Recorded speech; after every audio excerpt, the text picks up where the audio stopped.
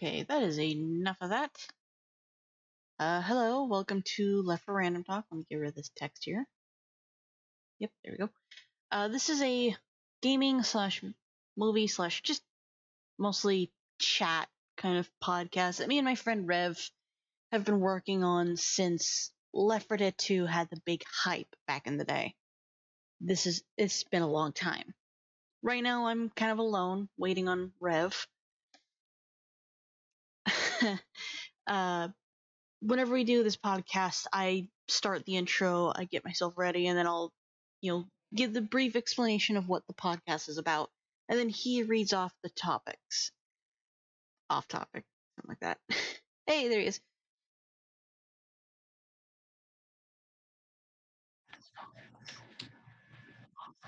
Yep, there is. Yep, hello. Welcome. Just spreading the link around like always. That's alright.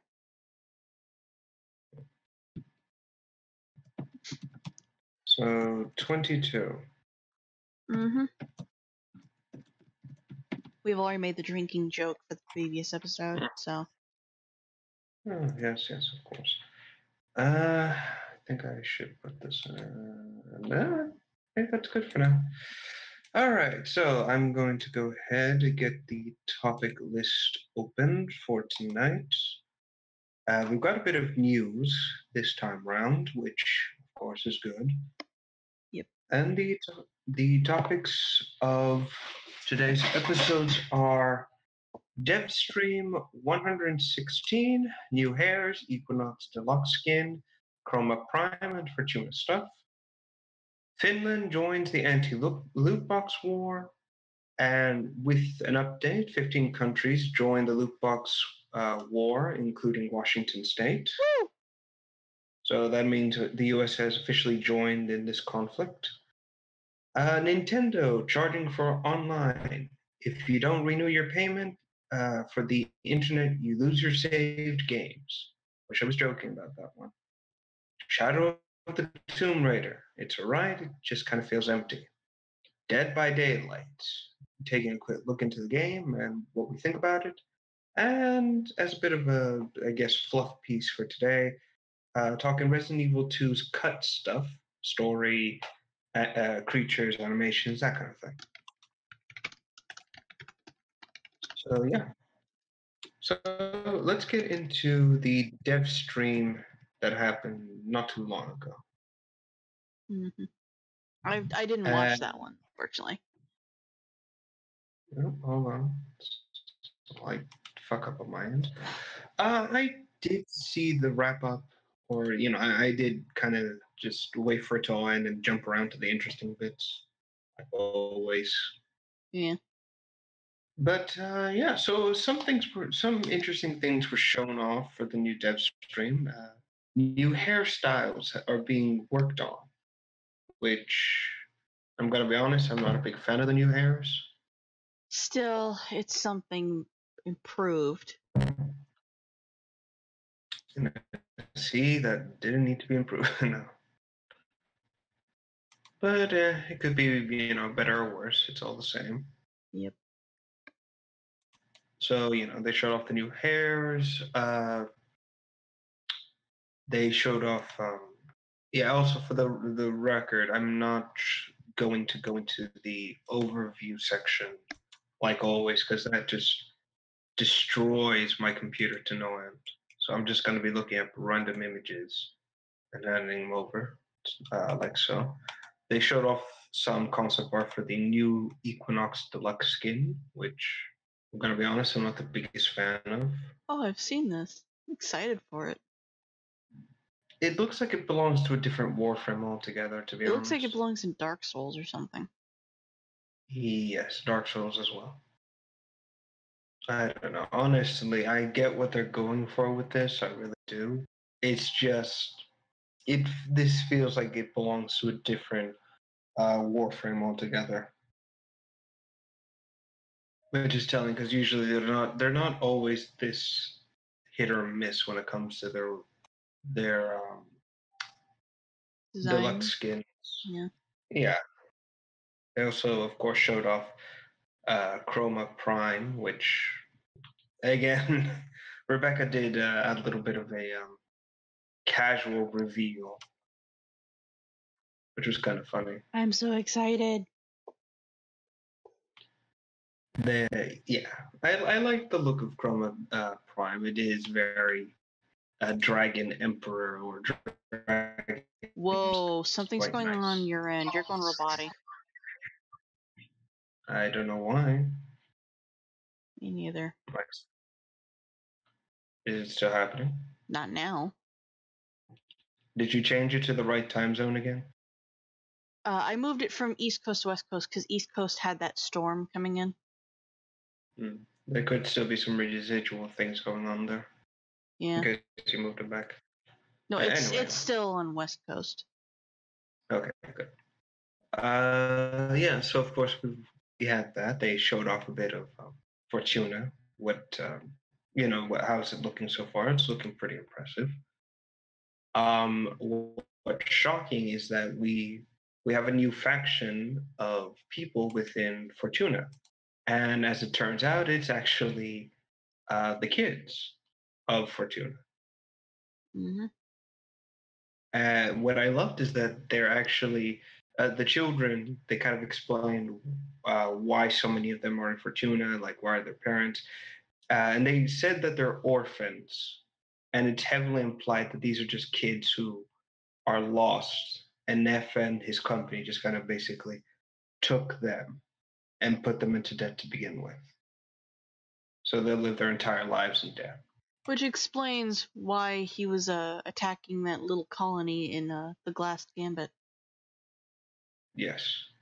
The whole goal, as it seems, is just apparently this is Neff's constant game plan: attack a wayward colony far from the, I guess you could call it, galactic center or the public's eye, and then in doing so, he kills off the populace except the children, and then takes them, and then maybe indocts them into the corpus, gives them some bullshit about how their parents gave them up or something of that nature.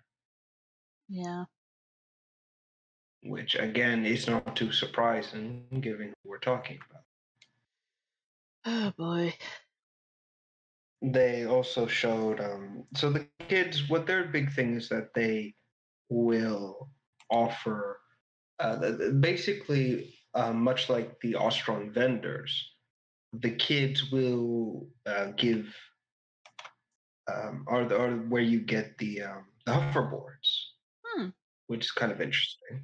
Yeah, basically, if you want to build or design a new hoverboard, you go to them because apparently it's their job to scour places in both Fortuna and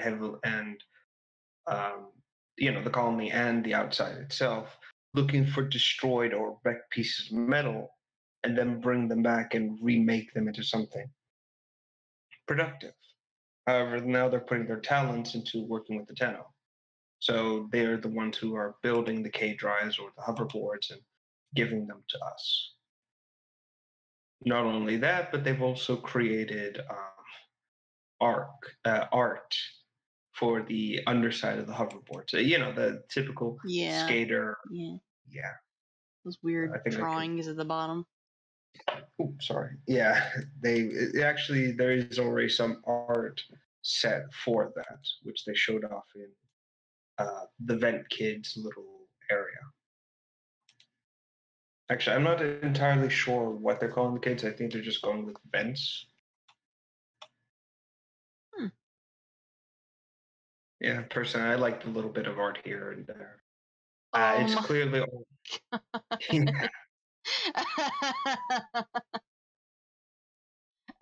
Most of it is Nathaniel getting his ass kicked. I love that. Yes, and what I like, unfortunately, it is office, so someone who has a language cipher could probably figure out what they're saying. But I love the creativity of it all, especially the one on the far left with the kid putting his finger in the gun and having it explode into balloons. So stupid, but it's funny. It's cute. Also, if you notice, the gun the corpus is holding is the old version of the Tenno rifle before it got a new design to it. which I kind of like. Again, it kind of implies that these guns are kind of very old and outdated, but people know about them, so they kind of like reference them, which I kind of like. Yeah. Anyway, so yeah, the kids basically you have to look around the colony and look for them sitting on vents. These massive things, you can't miss them, and then going in and talking with them, like that simple. Which again, I kind of like. I hope there are different kid designs. Like it's not just the same kid interspliced everywhere. I really hope that's not the case. I'm hoping so too. Yeah. Then we go into the Venus area itself, and my God, is it massive? Now, of course, Rebecca and the rest of the team did show off how the cave drives work, how they hover all over the place. They showed off some of the new regions, like a mushroom forest, the ruins of a Orican terraforming device, and things of that nature. But they spent a huge amount of time looking for poop.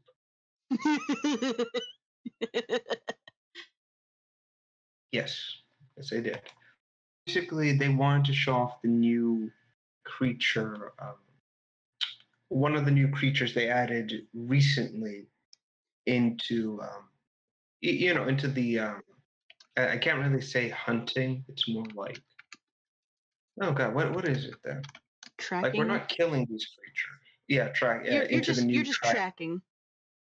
Yeah, they added a new creature into it, and just to show it off. But unfortunately, it's still very buggy as the tracks keep going into rocks and things of that nature. And she was just, they were going in massive circles all over the place, and she couldn't really figure out where it was. And then she had this whole thing set out for it.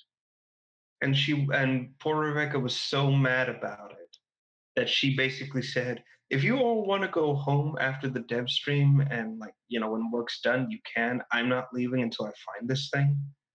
And quite literally half an hour she spent looking for the critter. When I joined the prime time not that long ago, the first couple dozen, maybe couple hundred comments were about the poop. Exactly. Poor Rebecca isn't going to let that go so easily. And honestly, I feel a little sorry for her because she was so excited about all this, and it was so sad to see her running around with the whistle thing they have now, and just making sounds. And then they made it this whole thing where it's Rebecca, or the Chroma Prime Rebecca is now the last of its kind, and it's calling for its mate that will never come. It was so sad. Siamese Snow in the Twitch chat. When in doubt, meme it into the ground until the bugs are fixed. Exactly. And of course, she finally did find it, and it's actually the pangolin creature they've been showing off as of late. Apparently, they are like Sonic the Hedgehog. They roll up into balls. Well, pangolins do that too. Yeah, but this is more like it's literally spinning around, spin dashing in place when you catch it. And it's. Wait, how fast is it moving? I honestly just skipped towards the end just to see the critter, so I couldn't tell. I think it was kind of quick-ish. Not sure. Because I don't think Sonic the Hedgehog much anymore. I think of those weird little bugs from Monster Hunter that knock you off ladders. Yeah. Oh God, I hate those things. Yes. Oh, they also shut off the bases in like on scattered Venus. all over the place. Yeah, and they're not static items like the caves are or the Grenier bases on the plains. They're actually fully realized levels, and the size of them is actually the same size as a regular mission, which was shocking. Yep. The interiors were kind of interesting. Obviously, you have the research center had a giant, a miniaturized version of the Nephanu statue we see out there. I don't know if we can destroy it or not. I'm hoping we can. Oh, you know that Liam and I are going to try and find a way to destroy it. Or just shit Either all that, over it. yeah, either that or deface it with sprays. Bucket Prime everywhere.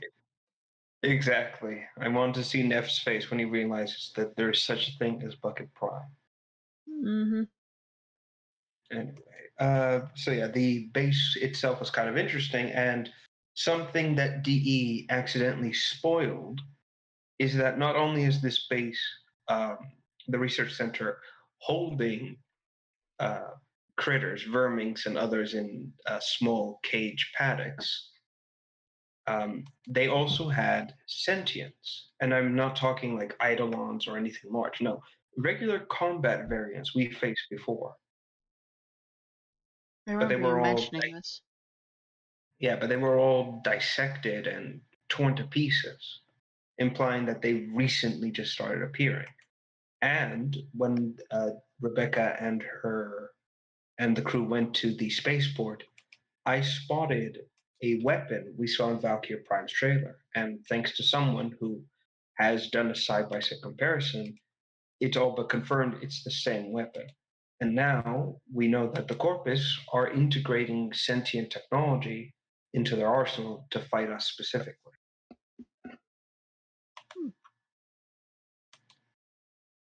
We don't know what this vehicle is. Well, not vehicle, I guess trolley, you could say. But it's designed to incapacitate a warframe. And based on the fact that the one in Valkyrie Prime's trailer is a more mechanical version, and this one is has a sentient core in it. I believe the one that Valkyrie destroyed was a prototype, and this might be the finished product, which is concerning. I mean, I can already see how we stop this. Obviously, they incapacitate the warframe, but we have the Tenno, so we can easily get out of that the warframe form and just take out the machine itself.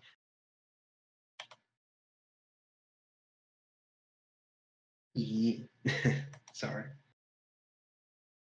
Anyway.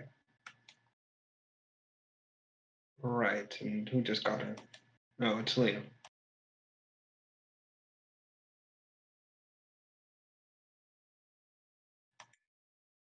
Yeah, yeah, but I don't think he's muted himself. So.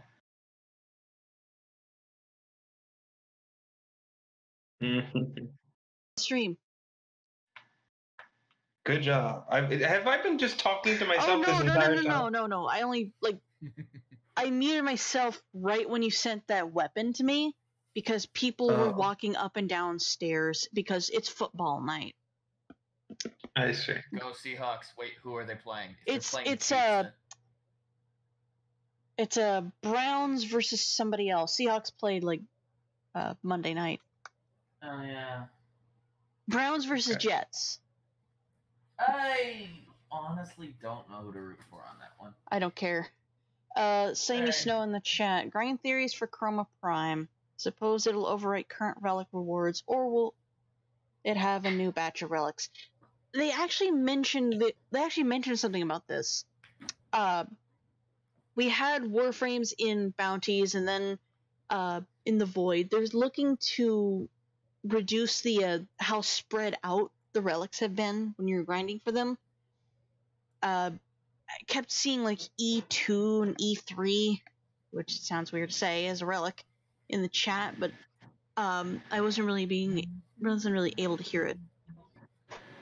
I've heard about them trying the relics a bit more, which I'm okay with because honestly, the sparsity of getting relics naturally is quite annoying. Oh god, Ostrich trying to get Rhino and Nyx Prime was hell. Because I'm so sorry. It wasn't a specific place, it was just the void. And it was so painful to try and grind every single spot in the void to see which one dropped it the most.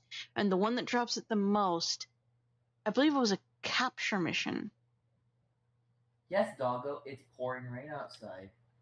Yes, it's just been it's not been fun, honestly. I'm gonna be completely blunt.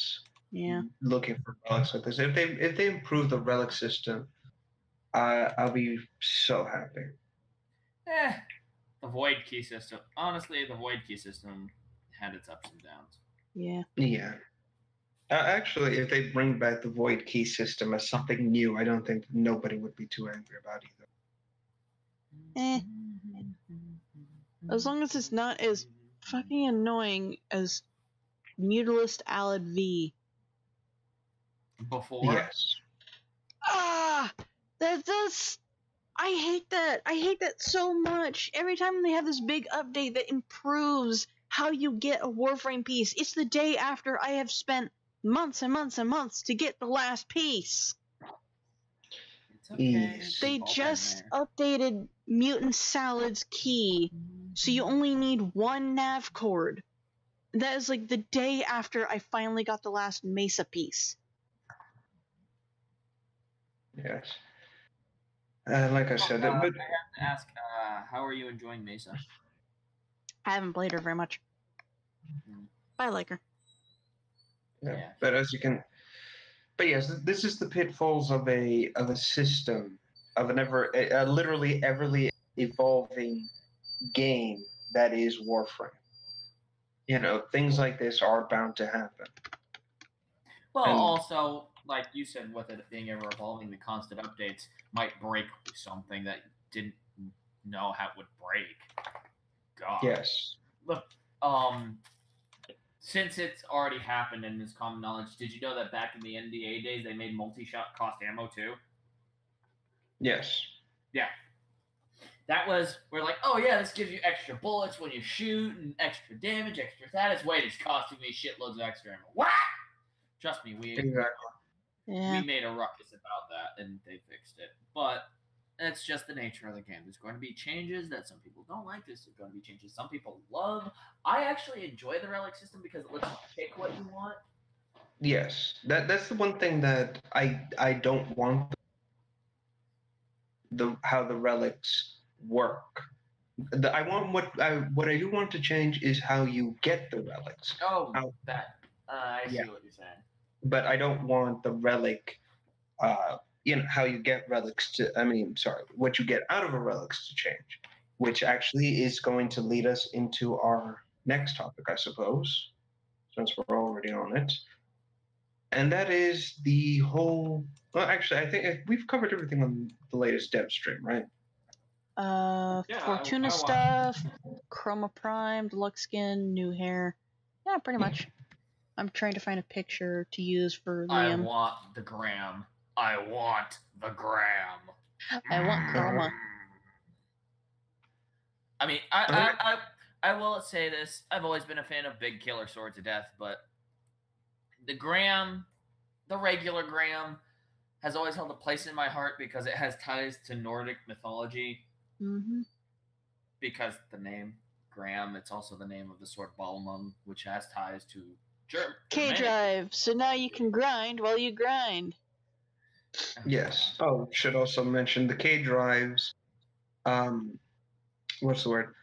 They actually work on water now. Yes. I know! I saw that, I'm like, oh, they fixed it. I kind of feel a little sad about that, honestly, because I like the idea that you couldn't use them on water. You know, a reference to Back to the Future. Mm-hmm.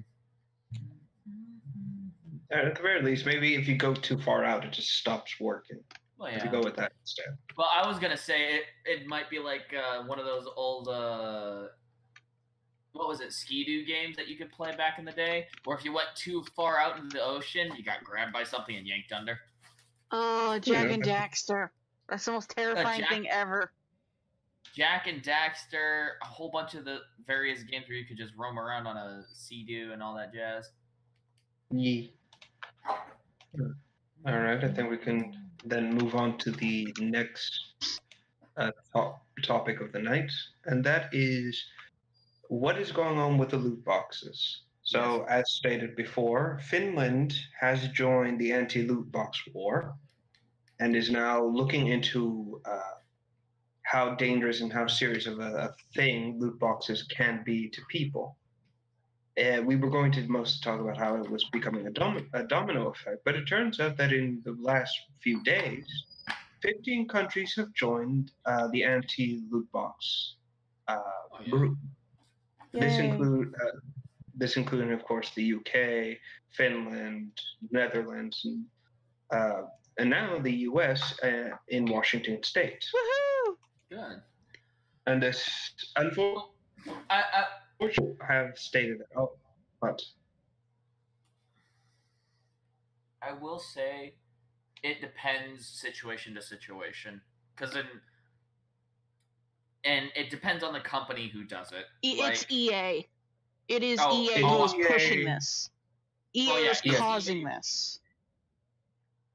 I'm just saying, like, certain companies that have done loot boxes have done them right.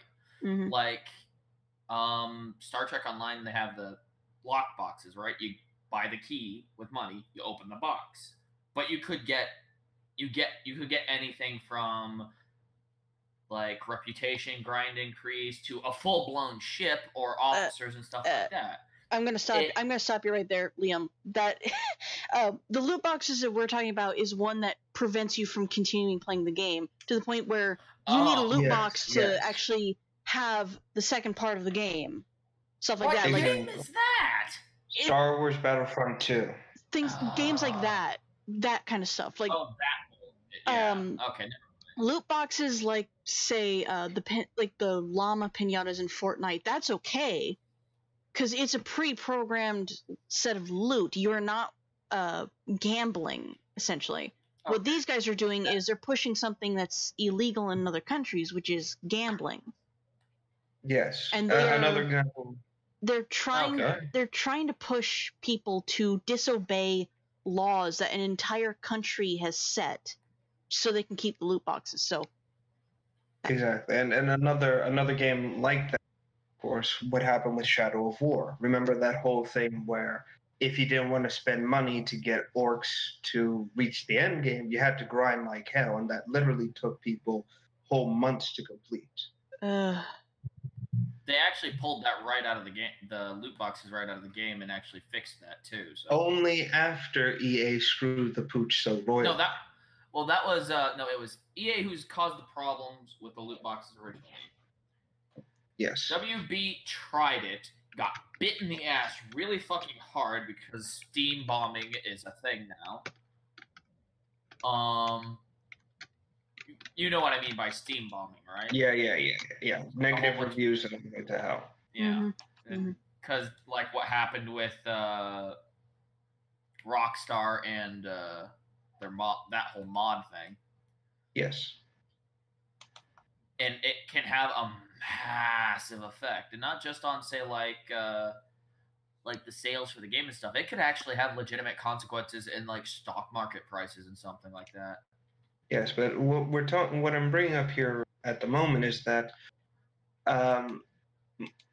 it was for the most part. Let's not forget what caused this. Again, EA and its rampant greed led to this whole loot box fiasco. Now, the big issue I have with this is the following. I want government regulation against loot boxes. Loot boxes are the biggest cancer to the industry ever to appear. And again, we can thank games like Overwatch or TF2 or anything of that nature that introduced the concept and basically, open Pandora's box, allowing others to just leap in and destroy what could have been a relatively fun thing. And because of this, this is leading us to a slippery slope. Once government steps in something, they won't step back out. And this is what worries me. This is what worries me. Yes, we're trying to use one evil to get rid of evil, but will we be able to get rid of extreme oversight like this in the future? This is what's started to creep into my mind as of late. Yes, it's good that we're getting rid of such a predatory practice or mentally damaging practice against people. That's fine, but in the long term of things, we could be setting up something for a much darker force to start invading down the line. And the question becomes, how are we going to fight back against something like that if the ESRB and everything is dealt with? Forced to either be disbanded or something far worse. If you get rid of the ESRB, that just nukes regulations in general on gaming, and that could have consequences like you wouldn't believe, because they, believe it or not, it does help out, give or take. Yes. Also, but it helps. Rev. Mm-hmm. I'm sorry, but you need to pay $20 to open that Pandora's box. No Yeah, exceptions. You goddamn can't. it. You Oh can't my take the. God. No. To open Pandora's box, it has to be your soul. I'm sorry. It has to be a It has to be Nice. $20, and the that really long string of numbers at the bottom of the book that you get in the case of a video game. Also, we may need a receipt for when you purchased your computer. Yeah. Just pick up the thing and just starts like, yeah. I'm not dealing with this bullshit. I'm done. Mm-hmm. Please don't eat your computer. but no, but like I said before, I am beyond excited that this has finally started to take, against EA and everyone. For years, they have been nothing but proud at the fact that, oh, we're so mighty, we're untouchable, yada, yada, yada. But now, EA is single-handedly they can take the record for single-handedly destroying a industry and causing the destruction of what could have been something amazing. Yep. And honestly, I'm hoping that this is what kills EA for good. Because here's no, I'm not saying that it'd be bad if EA died. As a matter of fact, I'd love it if EA died. They're responsible for a whole slew of studios I liked gone. But the problem is size. Well, here's what I was going to say. That companies go in the gaming industry, EA is big. There's a reason why they've been able to get away with a whole bunch of stuff is because since they're so fucking big, they've got the fucking money to hire the fucking lawyers and bury everything in paperwork. That's what I was going to say. Currently, Belgium is taking EA to court under criminal charges. And if they win the case, they can basically sue EA billions of dollars out of their personal account, effectively. This alone is what I'm talking about. I'm not talking about the loot box regulation itself. I know for a fact. You're talking about like EA actually biting the farm. Yes. Buying the farm. Ironic choice. Exactly. But it's just that EA's always, I wouldn't say always had the safety net of gigantic asshole lawyer pool, but, greed is a hell of a thing, and big companies just have to find the right person who's willing to pay it. No, actually, a better way to put it is everyone has a price. Mm-hmm. People who don't have a price, they have a vice. You own that vice.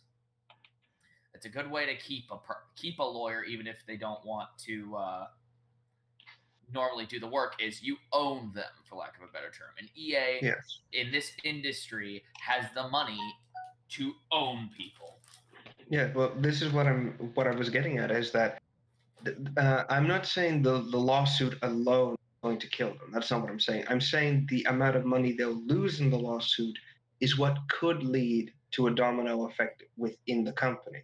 Less money that they have. And again, we're not talking about a small percentage of like 1 billion or something like that. No, we're talking about they could possibly lose everything in this lawsuit. That is how massive a statement this is. And again, I checked the numbers on this. EA stands to... You got the numbers to send me? Let me check. Because I know it's like 3 billion, something around that ballpark, or possibly even more. Let me check. Like I said, it depends on where they can take this, and because I'm all for it. I'm all for Belgium nuking EA. It's just Belgium is the one who they have to make sure they have a.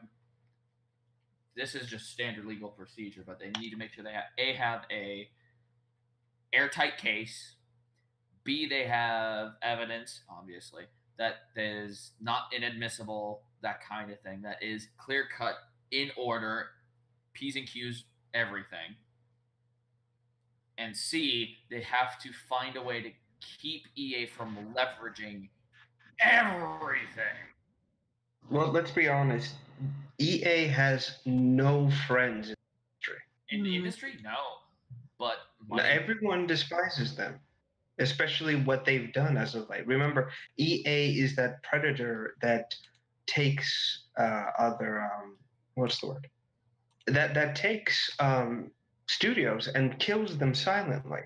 And it would be safe to assume that a lot of companies, again, like Digital Devolver and maybe even Steam, who see this, despise EA for what they've done, and they refuse to back them up, especially if this would mean that the industry could be destroyed from them. Again, do not underestimate the average hate and pettiness people can have towards those who've been slighted. Unlike us, who can see past like a friend's fuck up, they, CEOs and others aren't. So it's a dog eat dog world, and unfortunately for EA, they happen to have the bacon pants on. Exactly, and once this lawsuit,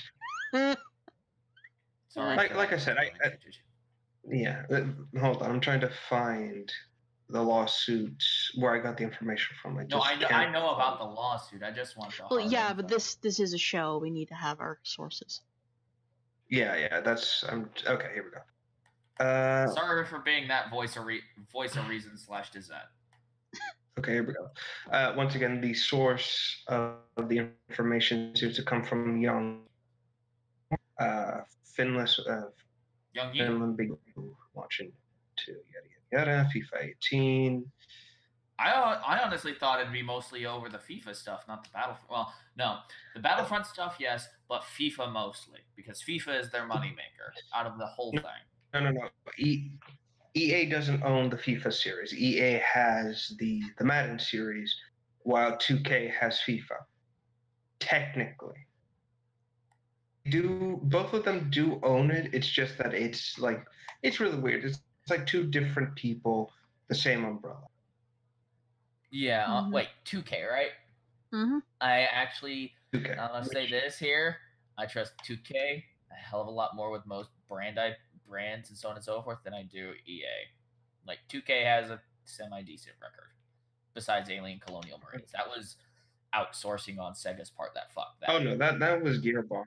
No, that was all Gearbox, Randy Pitchford and everything. Like, as crappy it was, it's still a good game, all things considered. What, Aliens Colonial Marines? What? Well, actually, the multiplayer on it was actually not that bad. Okay, and complete disclosure, else I cannot find the source. I'm sorry. Again, we'll probably have this. I already have a double check on Steam. Okay, thank you. I've got to like I said, I admit this. I forum troll, not troll, trawl, TRAWL. I've seen the records on that particular lawsuit. So. Okay, thank you. Yeah, but no, complete disclosure. My sister has recently been gifted Aliens Colonial Marines amongst other games, and I decided to give it a bit of a shot. And it's terrible. In fact, it's so bad, I played the introduction, I destroyed the disc, and then I said, I'm done. That is how terrible it was. I've never destroyed a disc, nor have I ever. And this has been the first and only time I've ever done it. I guess just to each their own, because I like it. I can hear myself. But yes, as you can imagine, this whole loot box thing is starting to snowball into something so large that it's going to have repercussions beyond anything. And these currently 15 to 16 countries that have joined in this anti-loot box legislation and everything is basically putting the hammer to the sickle to EA. And one way or the other, the company is going to suffer from their terrible actions. And as of right now, EA is trying to put no loot boxes and trying to make it look like they have their ear to the public, with upcoming games such as what's the word, such as Anthem and so on.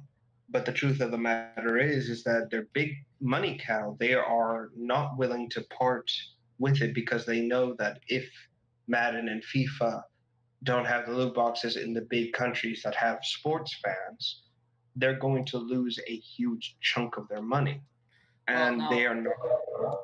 Well, yeah, with the loot boxes, yeah, but they usually make up on that losses with that kind of thing with just sales in those kinds of countries.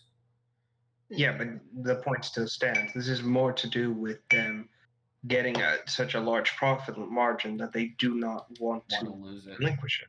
Yeah. Again, it's like finding a gold mine. You don't want to take your time with it. You want to get as much as you can and just run with it. Mm-hmm. And honestly, at this point, I'm looking forward to seeing where this all goes. And again, if the lawsuit falls through, we still have the SRB basically coming out and saying if this fails, it was either the SRB or anybody else in the industry saying that if the lawsuit went in EA's favor and they won it, they're still going to push on and make sure that loot box regulation is put into effect. Well, so either way, EA stands to lose. Well, yeah. Well, so now but it'd be with the ESRB doing it, it would be less. It would be less like it'd be less gut the company and more congratulations, asshole. We just nuked your sales, which in all honesty would be worse. You can recover from a lawsuit. You can't recover from trashed sales. That's killed companies.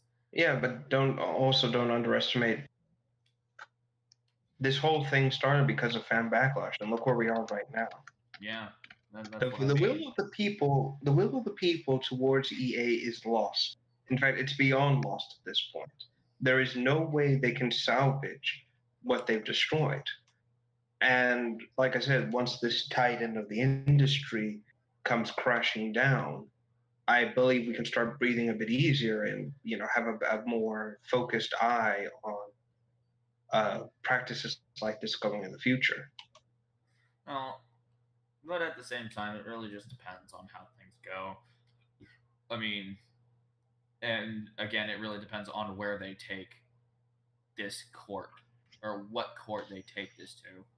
It's most likely going to the Netherlands and places of that nature.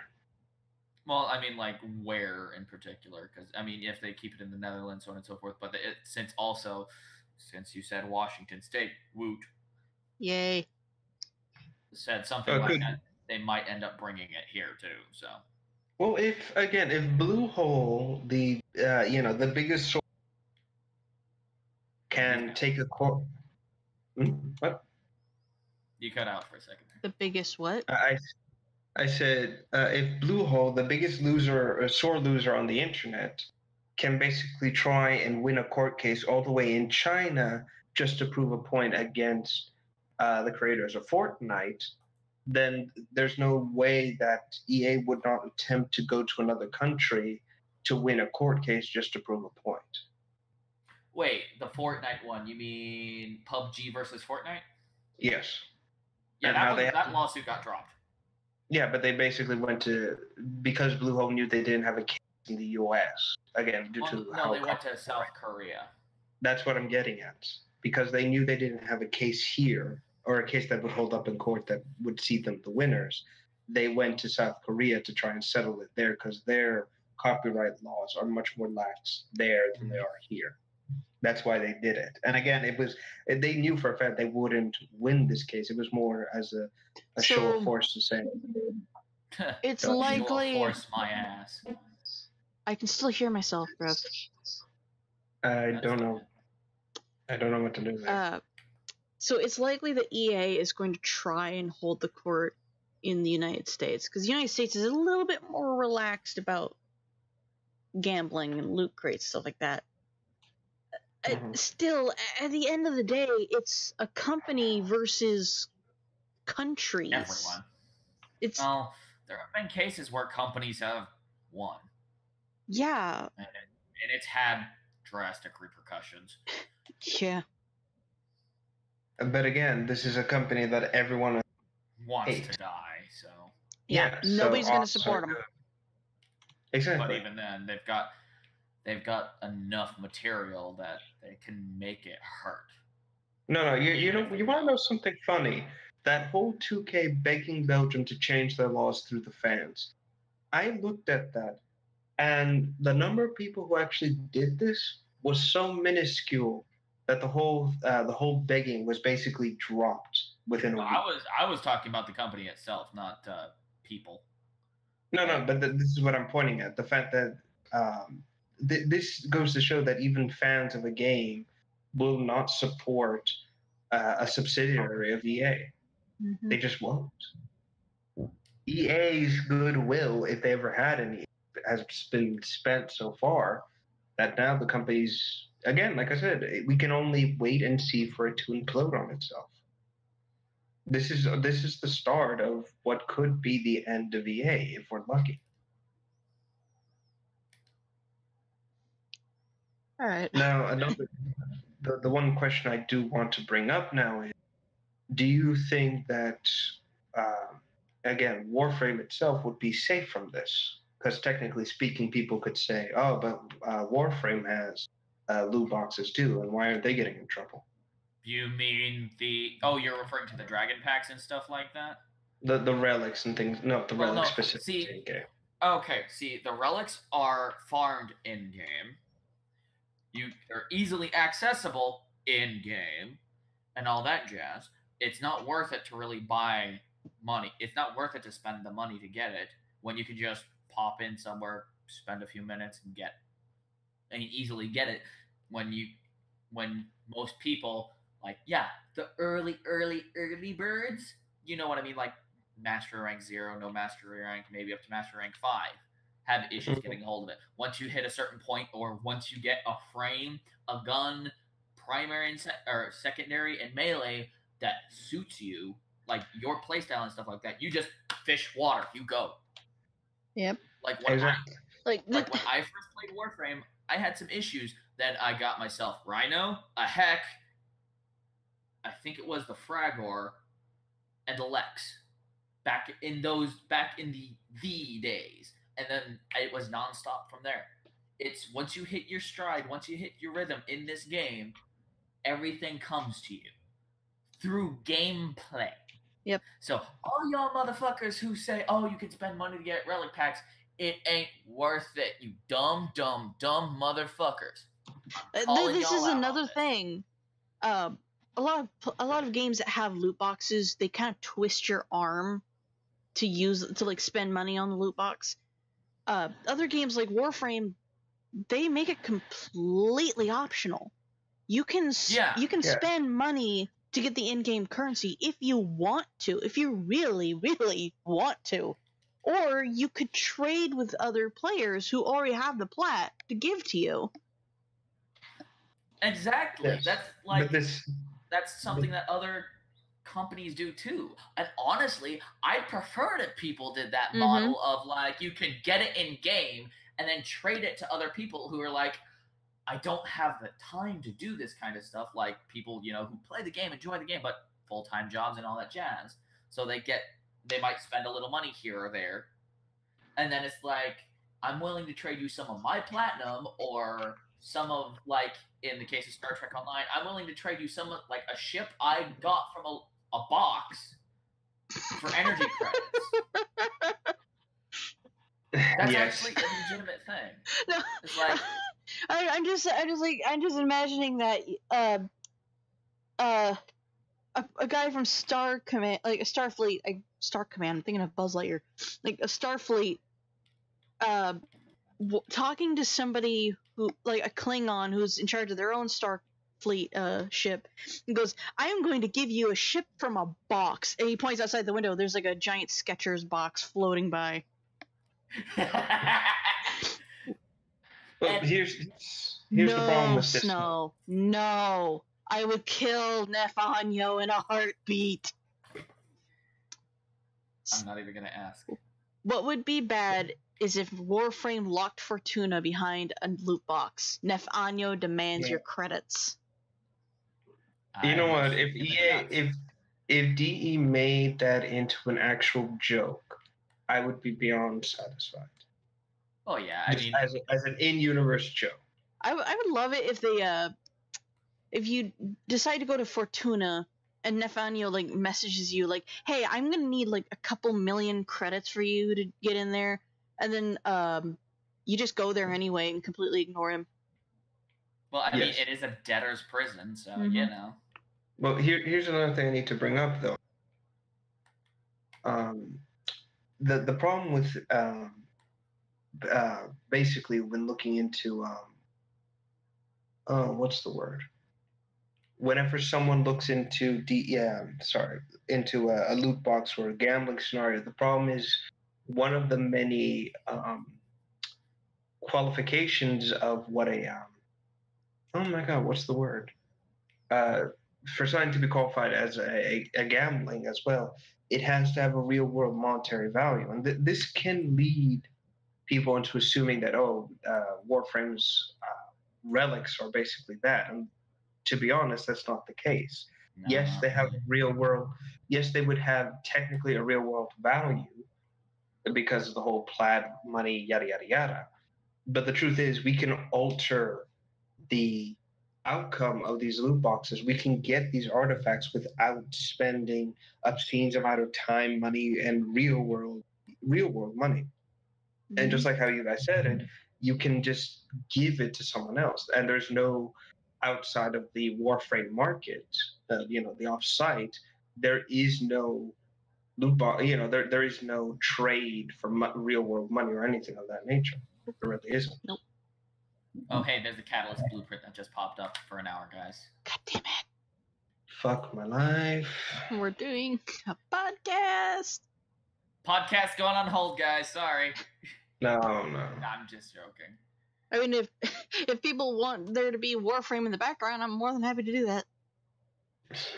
Otherwise, no. Nah, dude. Again, these.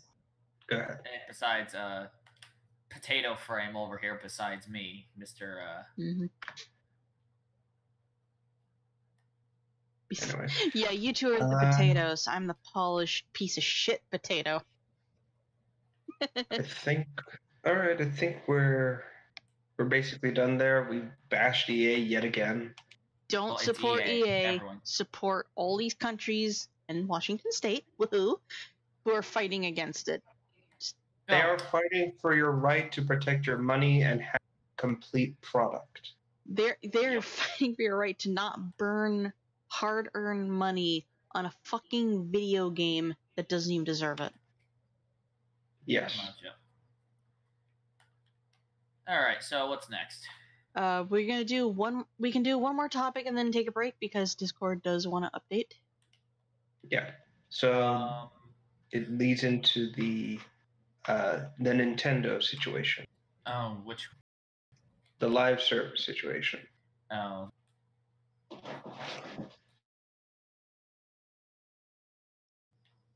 There we go. We're back to green. Good.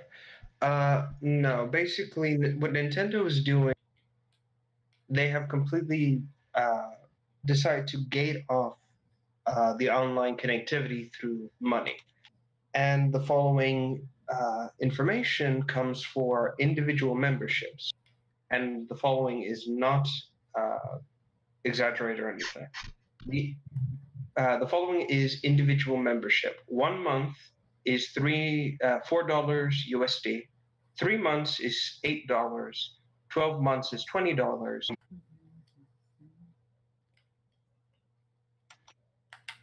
Oh God. Okay, we're good. All right.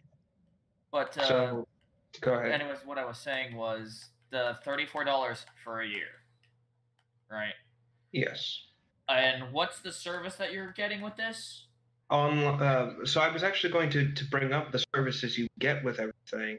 You get online play, Nintendo Entertainment System, and Nintendo Switch Online, saved cloud data, the smartphone app, and special offers. Those special offers, of course, are basically old NES games on the Switch.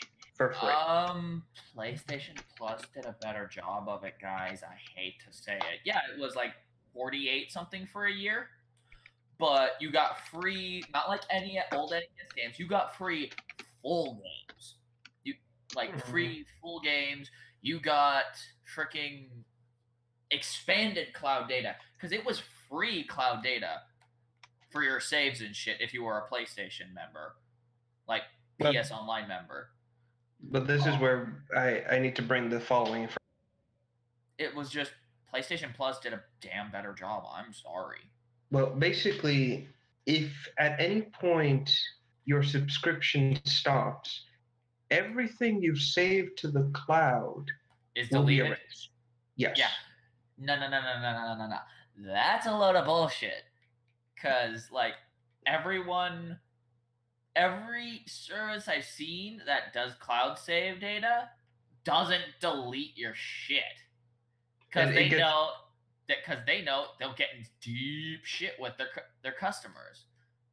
Like, there's more to this, to be honest. Basically, they know for a fact that this is a system that's portable as well. And if you lose your Switch, all that data will be saved to the cloud, but you're basically on a time window to either get another Switch or that's it. There is no backup. Well, also, if I remember correctly, with Nintendo, they also had a thing where like each console had a unique thing, and you if you put your profile on it, you couldn't transfer save data. As far as I know, this isn't the situation that's going on with the Switch. Mind you, that was back with the Wii U. I don't know if they got rid of that whole shenaniganery or not. I think they did. Another thing I should also mention is that they are not adding voice connections to this. Instead, they're going to give you a code for you to download an app on your phone so you can instead call someone through the app and talk to them that way. What? Yes, that is their solution to no online voice function. If you have a smartphone, here's the app. Now add your friends to it, and again, if you stop paying for this, you lose access to it. So gotta keep paying. Yeah, I'm sorry to say this, but Japanese company practices as a whole are hostile as fucking shitty. Yes, and once again, this is leading into another situation of the fans are going to rebel very poorly if this shit isn't fixed soon. Well, that's the problem is with this though is like Nintendo honestly doesn't give a flying fuck. This is one of the cases where the company not giving a fuck is the most dangerous thing ever because of the Japanese practices and the law just is on their side. And they can just ramrod this shit through. Yes. Well, it depends on, of course, the place and how things go. Well, it depends on, honestly, it depends on the current political climate in Japan at the moment. That's the best way I can put it. It's very hostile towards external business enterprises. Of course. And honestly, the other thing to keep in mind is makes a lot of good and fun games. So even if they do a terrible practice, their games will always make up for it, and people will, forgive them. Because as much as we would say that what Nintendo does is crap or mean or whatever, at least they're always on the ball of, okay, we understand we're fucking up, so let's make it up to you with a very fun game. Well, it's not just that, but eventually, more often than not, Nintendo, they fix their problems. Yeah, that's more often than not, from everything I've seen, barring the games way back in the day before the internet could fix your shit, Nintendo has always been on the ball about getting shit fixed, at least. Yes. And honestly, with the newer games, they've been like, Smash or Mario. No. I mean, the new original things they're making, like ARMS or Splatoon or anything of that nature. ARMS was awesome. But like I was saying, this is the thing I'm getting at. Nintendo, as much as people will say, oh, it's not, right or whatever, they still have that spark of creativity, that spark of fun in everything they make. And honestly, um, this outside of an obvious economic crash that could affect the world over, Nintendo isn't going anywhere. Oh hell And no. honestly, I'm happy that they aren't. Now, again, going back to our issue of this online function, it's still shit. And honestly, again, the odds are good Nintendo will either rectify some of these issues, either A, they'll um, implement cloud saving for everyone, or B, they'll reduce the pricing for this, or maybe even offer something extra. I was about to say it at a price like that with what they've offered. It's, by the way, it's a level 33 through 43 sabotage against the Grenier. Just out of nowhere. But anyways, like I was saying, is they could eventually, I wouldn't say do what like PlayStation and Sony did, but offering like full. I mean but I know like the NES games, they're good games. Mm-hmm. But the thing with them is the reason why they're offering them is it's like it's pennies for them to offer it, Yes. Whereas like with Sony, they gave you with PlayStation Plus, they gave you full size games like Borderlands, like Infamous 2, all this shit for free. And it changed with each month what the free game was. So you could have a continually growing library. Exactly. So what I'm saying is like it would in long term make things a lot better for them if they were to do something like that where no, I wouldn't say like how PlayStation did it where it's like they changed it up each day, so on and so forth and stuff like that, but also certain games on PlayStation are free to play, period. Like Yes. you don't need, because a lot of games you need PlayStation Plus. It's the online mega service for Sony and PlayStation, kind of like how Xbox Live is for Microsoft and Xbox. If Nintendo is going to be hopping into this market like that, they need to realize that certain games need to be free to play without a subscription service. And honestly, Because as far as Warframe is free to play on both the Xbone and the PS4. And soon the Switch. Yeah, but with this whole Switch service thing, it would completely undermine that. yes. So they have to change it if they're getting Warframe.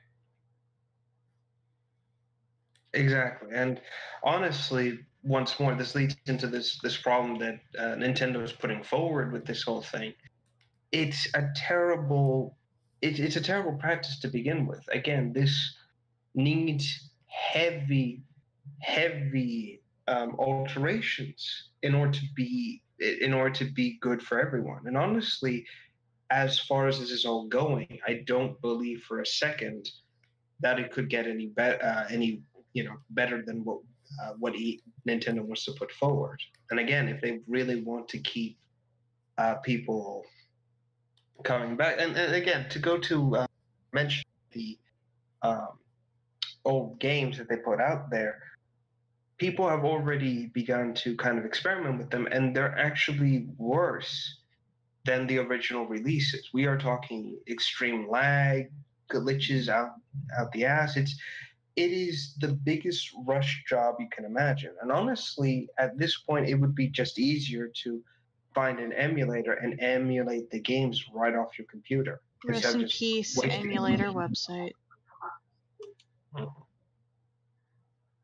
Because that was recently taken down. You know that it's going to come back in another form. I know. Things like that are never truly. The things like that are literally impossible to kill. Well, what we have now are like sites that are riddled with viruses if you click the wrong thing. Oh, actually, funnily enough, that actually reminds me of what I wanted to bring up before Liam kind of launched into his whole thing. It turns out that the reason why Nintendo doesn't offer, and again, reason in huge quotations here, why Nintendo isn't offering cloud saves freely is because they believe people will abuse the system to change things in competitive matches. Like, again, in Splatoon, if you were to lose a rank, they believe you would use the cloud save system to reach back and reset your progress, as it were, so that you never lost them. Exactly, but this is the thing. It's not possible to do that. And this is a clear example of Nintendo trying to twist a false fact in the hope of keeping people ignorant of what's going on. You want to know how I know that for certain? I have a roommate who played competitive Splatoon. Good luck with that shit. If there was a way to reset your rank easy, you'd have bet she'd have found out. Yep. So as you can imagine, it's all just what's the word? As you can imagine, it's all just Nintendo trying their best to keep the public from realizing that what they're saying in terms of cloud saving is bullshit. Mm-hmm. It's 9 kinds of bullshit. Mm-hmm. And honestly, because usually out of all the big companies, I mean, everyone has their own issues. Usually, Nintendo's besides Japanese business practices aside, Nintendo's usually pretty decent. Yeah. Usually, yeah. And honestly, it's not. Like I said, this is why we're not exploding on Nintendo like we would EA or any other shitty practicer out there. It's because Nintendo, like I said, puts the game and the fans first before any form of monetary value. But in this instance, it's not the case, and we're calling them out, rightfully so, on it. Oh God, crazy cat lady. Even though we respect Nintendo and we enjoy what they make, that's no shield against criticism. That's why we criticize them. It's like, we know you're better than this, guys. Come on. Exactly. Yep. All right, so are you guys gonna put it on break, or you want to move on to another topic? We need to put it on break. Not only is OBS freaking out, but Discord needs to update. Okay. Yeah, so we'll be back in a few minutes. I have to ask you something, Rev, but when it goes on break, oh God, I'm going to die. Have you talked about Destiny 2 yet with the Forsaken DLC? Yes. Yeah, we already talked about that last week, the week before. You did it without me. You weren't online. That, or you were either working, fast asleep, or very drunk. Yes. No, I was talking about with Forsaken having recently coming out. Yeah, we did. Yes. We had quite literally 2 or 3 weeks of that being a topic. No, I mean, were you going to do anything about it tonight or no? No. No. We said our piece last time. We're good. We're going on break. Oh, go ahead. We'll be back in a few minutes. See you all then. Okay, now it's just me and the audience. I'm going to update Discord in the background. We're going to play the outro / intro / break music, as it is called. It's a song that I made. We use it for everything. I'm tired. But we're gonna play it on repeat in the background. If you don't want to hear it on repeat, then go on ahead and mute the stream, tab away.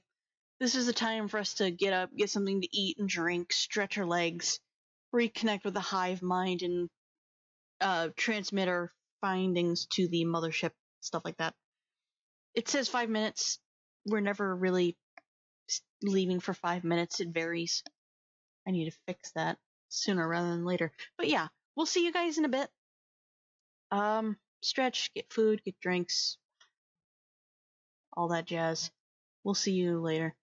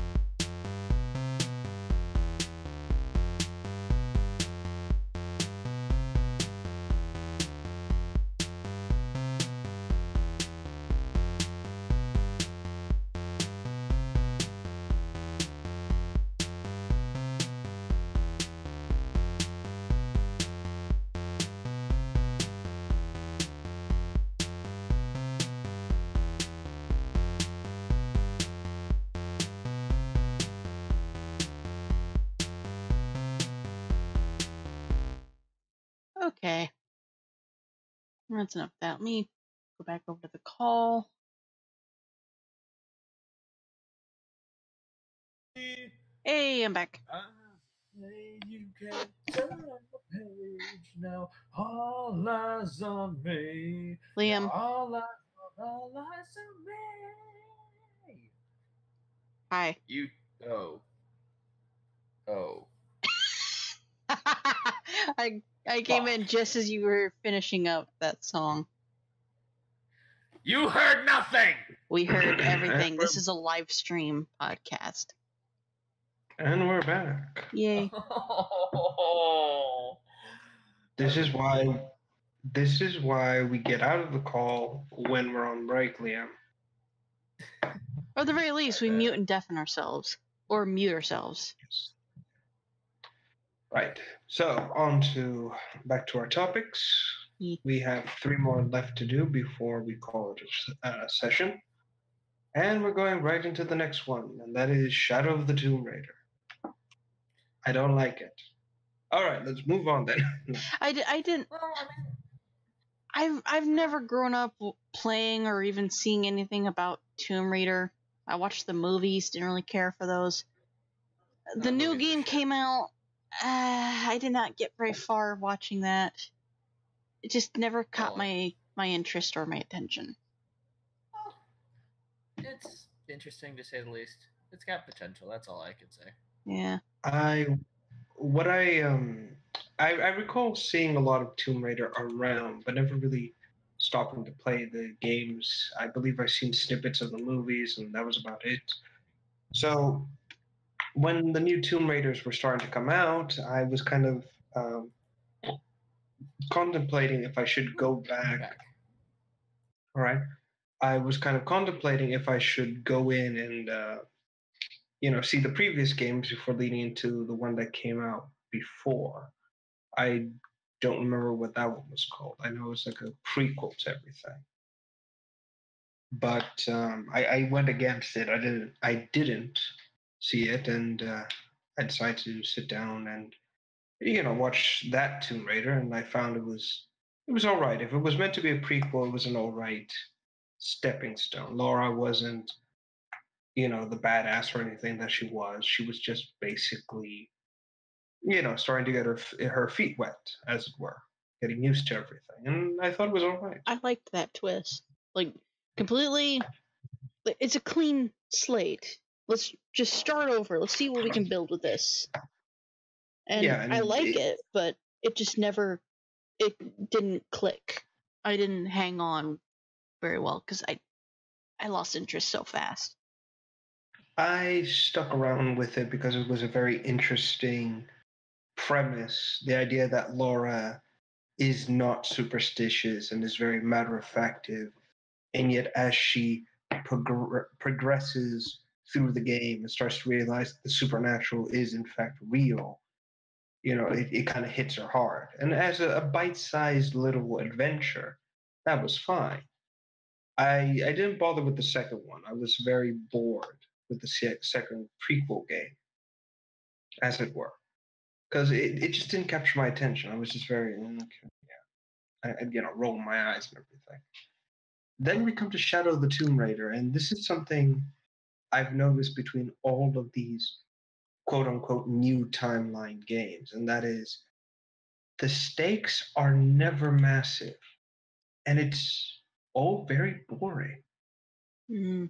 Like, here's the thing I've noticed, especially with this latest one. The whole premise of spoilers, by the way, I suppose. The whole premise of Shadow of the Tomb Raider is that Laura. You're putting the spoiler thing up right now, aren't you? Yeah, having typos. It's all right. Basically, Laura's whole shtick, I suppose, is that in the previous game, it's revealed that there's a group of people who are interested in basically like finding artifacts from the world called Trinity. And that's kind of her antagonist moving forward. But yet, they never have a face to the organization. It's always like commanders or soldiers, no real antagonist for her to face, ever. And then Shadow of the Tomb Raider, Trinity comes back, and their whole gimmick now is that they're looking for some sort of Mayan doomsday object. And it turns out it's some sort of dagger in a box. And Laura takes the dagger and she sets into motion the apocalypse as it is. Except the apocalypse is not that impressive. Like, you hear the end of the world, you expect, the earth is splitting open, fire is raining from the sky, things like that, right? No, what happens is that she's in Mexico, and then there's a sudden tsunami, and then earthquakes. That's it. Well, that's still splitting the earth apart. Yeah, but it's not like earthquakes that destroy the mountains or anything. No, it's like very, very small tremors. Like, not even, oh no, it's basically like, oh no, my house is slightly destroyed. I'm gonna have to spend $100 repairing the roof. That kind of thing. There's no gravity of the situation. There is no larger scale that the world is ending because you don't see it. And then, Laura herself is, I mean, she's all right as protagonists go. I mean, we do learn more about her. We do see her interact. She isn't a total loner. She does rely on her friend, Jonah. They go to Peru, I believe. They discover an ancient, hidden civilization behind a temple. And apparently the leader of Trinity is a native of the city who was adopted, taken out of the city, exposed to the outside world, and he wants to defend the city from the outside world because he's seen what it's like out there. Mm. Now, does that sound bad, in your opinion? No. Exactly. This guy doesn't come off as he's evil. It just kind of comes off as he's going about it the wrong way. That's it. Mm-hmm. And the entire time they're saying, "Oh, we've got to stop this guy from unleashing doom on the world." This whole time I see this guy, my only thought is, you do realize that the world out there would likely destroy your nation, right? Just saying. He's got the right idea here. Mm-hmm. It never treats him as a villain. It never treats him as this antagonist. It's always framed in this weird way. And honestly, I lost interest with the guy. I just could not see him as a villain. Even the whole mystical aspect that's always kind of characterized Tomb Raider is kind of lost in this. The only supernatural evil creatures are just a bunch of humanoid beings who have been in caves for too long. There's no demons, no mysticism, nothing. It's just, okay. It's just a bunch of humans that devolved over time. How shocking. Yeah. And of course, it basically all ends with basically the whole premise is that the box and the key have to be used, and whoever puts the two together becomes a god being. But the god being has to be sacrificed to keep the sun burning. I mean, an eclipse occurs. Laura kind of takes the power in. She has a moment where she can bring her family back and remake the world by removing that, yada, yada, yada. And that's basically where it ends. Nothing major or any other revelations kind of come from it. It feels like they reset Laura each time in these new games to zero over and over again. And it never feels like she's grown or changed as a character. Yeah. It's just the same person. I mean, not. Go ahead. No, I'm agreeing. Okay. It's just, it never strikes you or strikes anyone as, oh, it's so impressive or so amazing. No, it's just, okay, it's just her doing what she does. All right, then. That's it. There's no there's no progress, there's no change, there's nothing to her. And after I finished Shadow of the Tomb Raider, I decided, okay, you know what, fuck it. I'm going to go out of my way to look up the other games and see how Laura changed between them. And honestly, she has more, believe it or not, I mean, yeah, she's a colossal bitch in the other games. We're talking like socio killer levels of bitchiness. But at least she had a defined goal. At least she was different. She stood out as herself, as a badass Tomb Raider, and she was always proud of her, and had a sense of pride about her skills, but was also smart. Mm-hmm. She knew what she was doing, and if the situation called for it, she was capable of doing things on her own. That's fine. But yet, when we have this new Laura, I can only sit there and say, this is a kid who's so inexperienced in all of this that she shouldn't even be doing this at this point.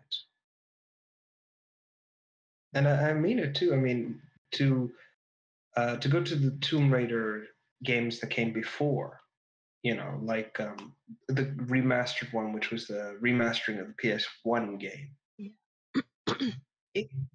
it it was incredibly creative. We're talking, a story being hinted at, Laura's father having some sort of secret he kept from everyone and herself.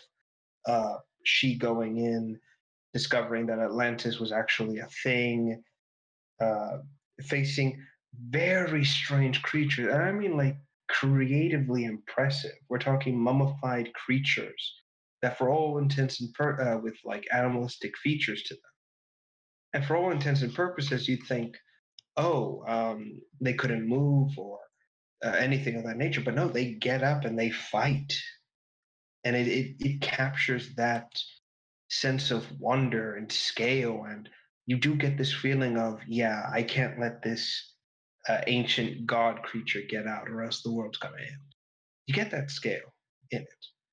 And the other games that follow after Anniversary, Underworld and Legend, or no, wait, it's backward. It's Legends and Underworld. They actually continue the story. The story flows from Anniversary, which I found very refreshing. It isn't just a constant like, oh, onto the new adventure, onto a new set of problems. No, there are references, hints, and artifacts that return from the previous games, and it all feels interconnected. And even then, her whole goal in those games is to find her mother, who's been taken to, the Norse land of the dead. And there's this sensation that, oh, maybe she will find her mother. Maybe she will, save her from some evil. But at the end of it all, once you get to that point, it's revealed, no, she died. And, she actually has to kill her and get over that part of her life. Mm-hmm. And that has more weight and feeling than anything this new Laura has.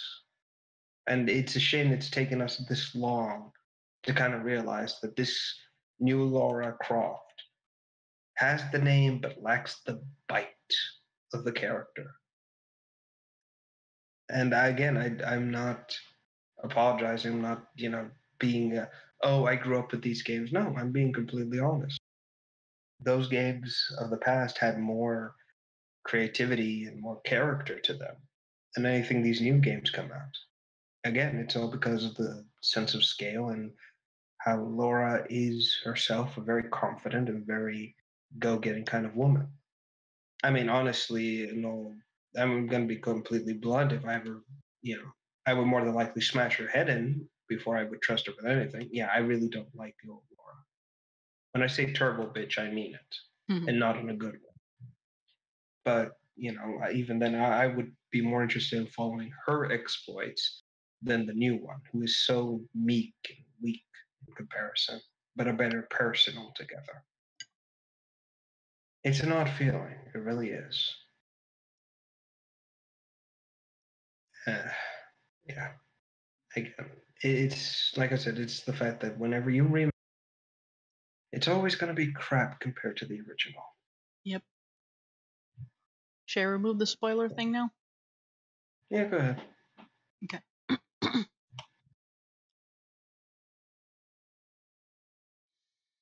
Yeah. I think that covers everything on Tomb Raider, I suppose, or at least Yeah. the new one. There's really not much to say about it. Yeah, well, again, this isn't one of my Yeah, it's there. It exists. I will Yeah. say, like, sadly enough, the only, I guess you say, iteration of Tomb Raider I like watching is Kraken's videos on it. That's the only time I'm actually interested. Because otherwise, no. Yeah, like I said, Laura really is really she is cut from the same cloth as personality wise, kind of like Kratos, you know, Mm-hmm. a bit of a bastard, but she's but what's different about her and him is that she's good natured and she is honestly a good person to those she considers friend. But God, can she turn on the heel on you? That's the one thing I just can't stand about her. Again, it's that person that sees everything in black and shades of gray. Yeah. Yeah. Anyway, moving right along. On to our next topic, Dead by Daylight. Now, have you played any, or I what are don't your have money thoughts to on? have that game. All right. But what's your thoughts on I've that?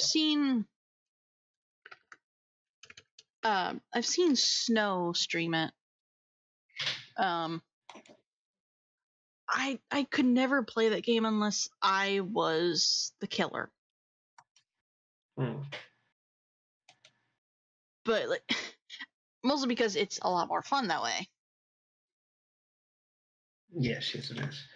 And this is something about the game I bring up is that I get the premise of what Dead by Daylight, is going for, the whole horror killer slasher thing. It's a good, what's the word? It's a good interpretation of those old movies. Mm-hmm. You'll never have me say no, it sucks because of that. No.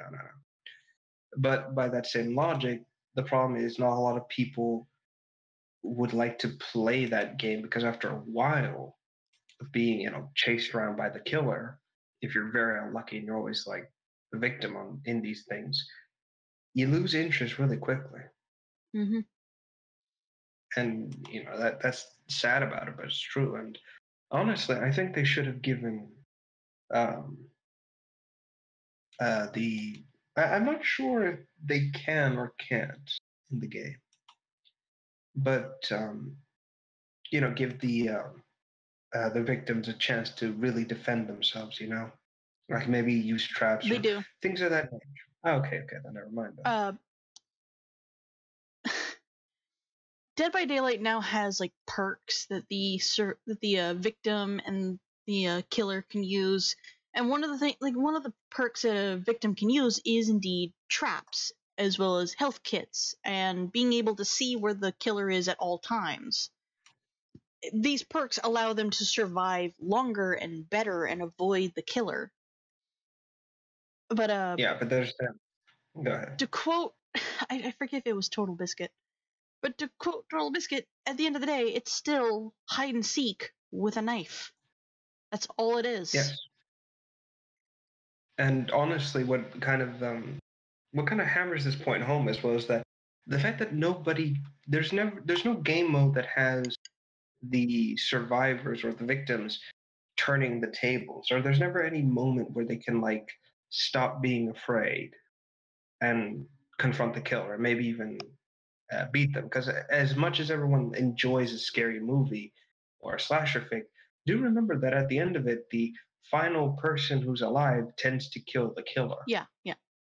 Beat them. This is why, like, when it comes to Dead by Daylight and Friday the 13th game, they both have very interesting ways of playing it. Like, it's still both of them hide and seek, but like they both have elements to them that you wish was in the other game.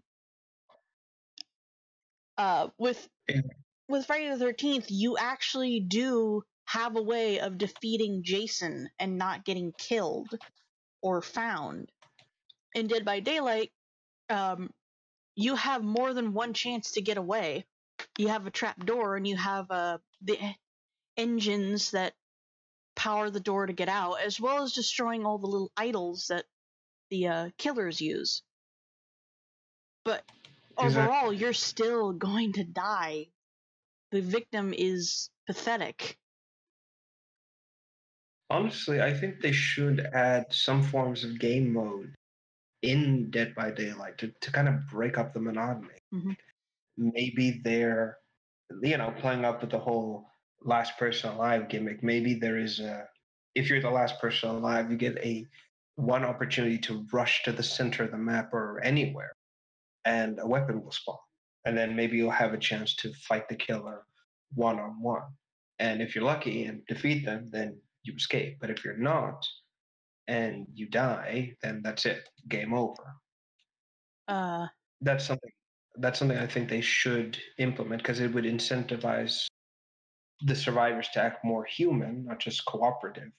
And it would also give the killers a reason to hunt, not just because you're having fun with it, but also it's like, okay, I need to kill these people quickly. The bios of the killers, one of them actually makes sense for hunting, but there's just nothing in their bios that would give reason for them to be in that area, really. Mm-hmm. Like, if it's an area that's based around their character, like the abandoned hospital for the nurse, then yeah, that makes sense. But everywhere else, it doesn't.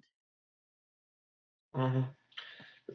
I do believe they should have put some effort in creating some maps for each of the killers as well, places that make sense for them as well. I do remember there was a map that was made for the Michael Myers that was added, and it was just essentially the street that the movie takes place. But once you step off, once you get to one of the edges, it's forest.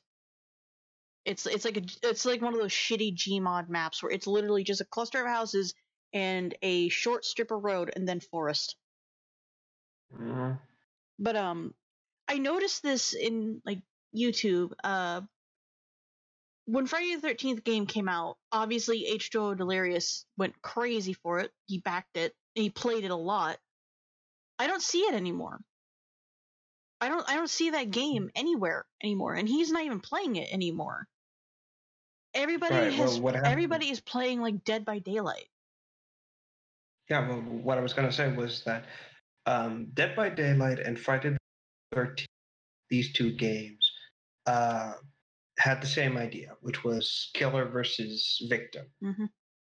And what happened was that the idea wasn't kept tight-lipped, so it was passed around, and people were talking about how cool it was, which led to the guys behind Dead by Daylight kind of hearing about it and putting their own spin on it. It kind of became a race between the two to just to reach the what's the word?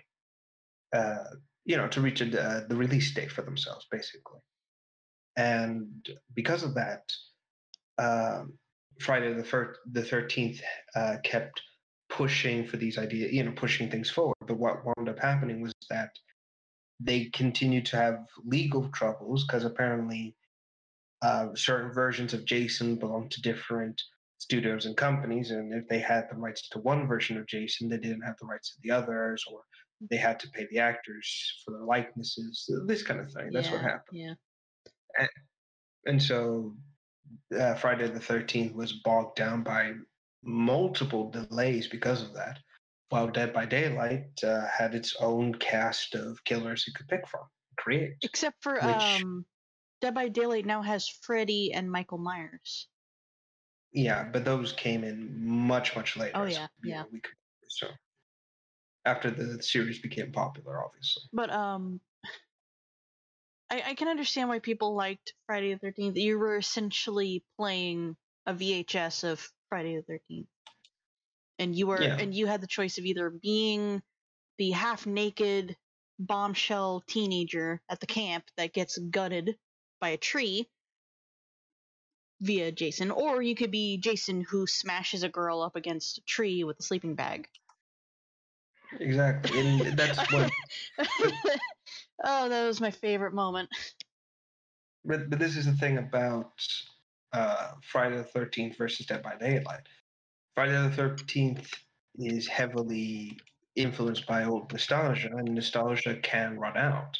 Whereas Dead by Daylight doesn't have this nostalgia problem, and you kind of build it as you move on through the series.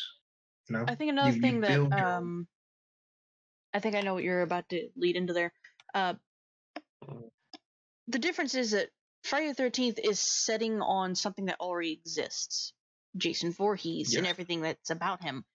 Dead by Daylight created everything it has. It created killers based on like stories and rumors, stuff like that, or like myths. Like the witch doctor lady that eats you. That's based off of myth and legends. The Huntress, that has a very possible chance of actually being real.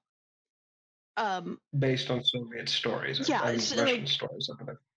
they're taking things that they knew, that just like these ideas, they created their own killers. They didn't beg and plead to like movies, like movie companies and stuff like that, to borrow their character for a game.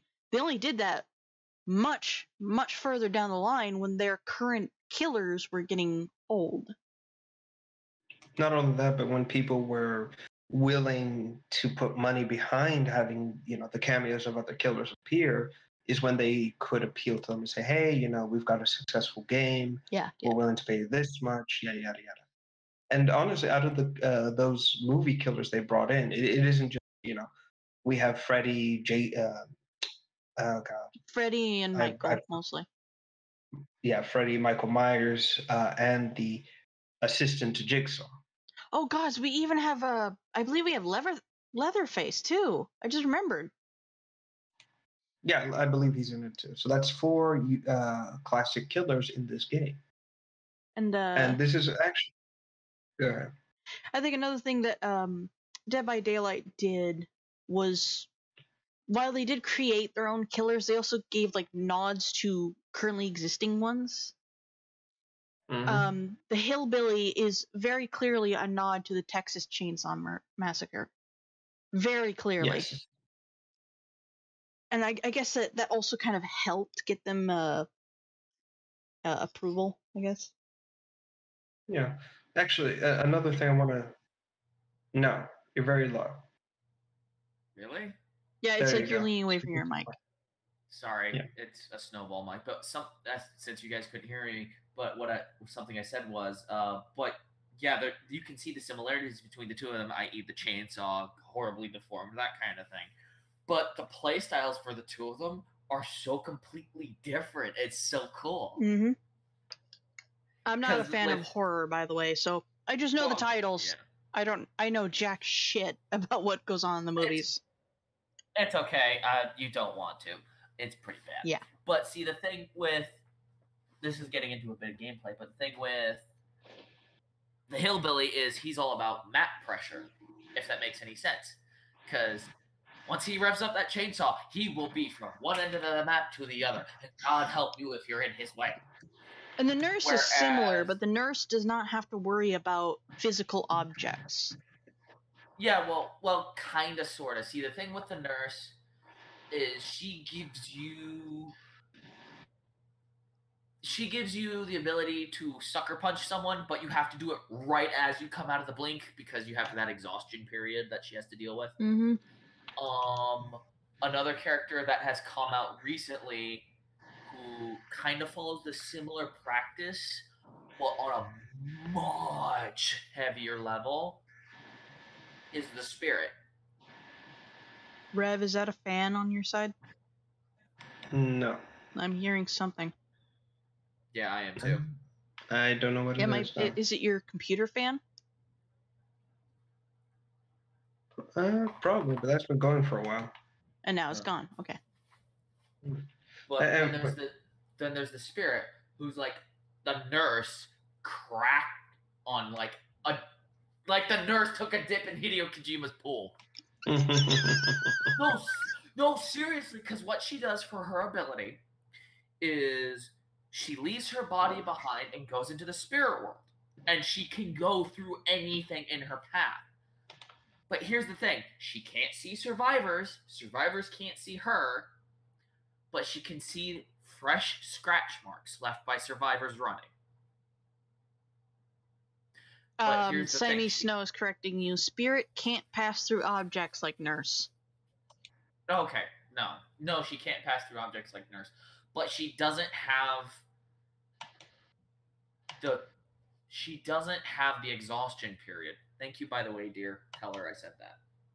No, she can hear you. Yeah, she can hear you. Okay. She's in the chat, like the Twitch chat. They change it so she can't go through objects. Yeah. Okay. I kind of see why they did that, because with the nurse, it'd be stepping on the nurse's toes. Mm-hmm. But at the same time, with the spirit, I feel she has more potential for a psych out than the nurse, because the nurse is all about countering jukes. Because that's the only real way you can avoid the nurse is juking.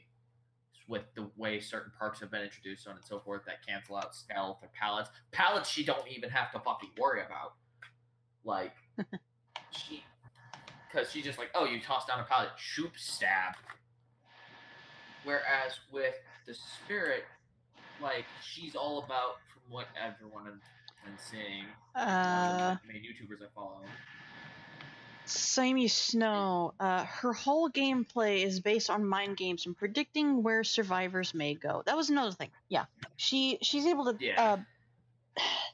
The nurse is able to warp somewhere, but it's a gamble, really. Yeah. You gotta know like where the survivor is going to run. You gotta try and teleport yourself in front of them at the very least. Yeah. Whereas with the spirit, it's you can track them. Mm-hmm. You can follow them even when you're in your spirit walk. You might not be able to see the person themselves, but you can follow the scratch marks. And you can. This is something cheeky I've seen people do, where they start to go into the charge up animation to go into the spirit form, but then they stop moving to make it look like, oh shit, they actually did it. So people go in a direction they want, and then they just get chased down and stabbed. Yeah. Right. Well, there was something I wanted to bring. Shoot, go ahead. Another thing I want to bring for Dead by Daylight, I am interested to see, like, if they were to make new game modes, I actually would like to see a sort of, and I don't know if this is a thing in the game or not, but a sort of killer versus killer kind of thing.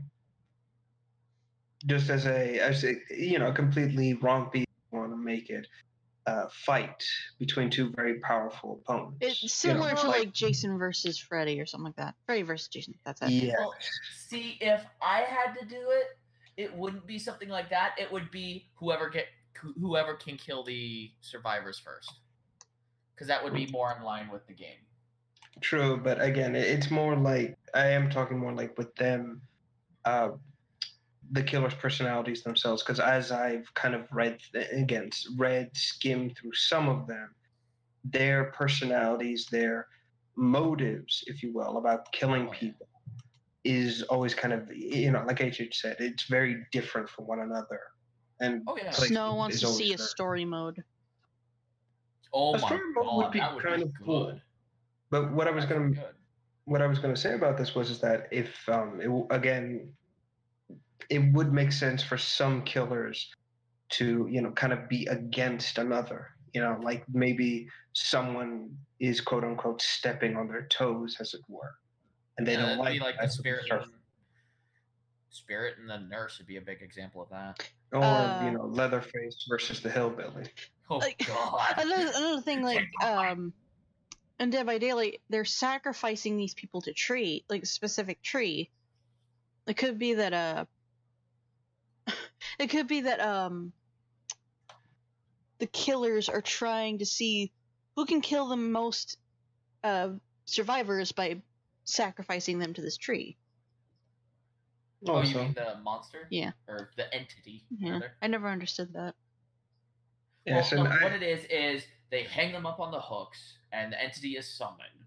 And then if the survivor stays on the hook long enough, the entity is able to manifest enough, kill them, and consume their soul. Body and soul.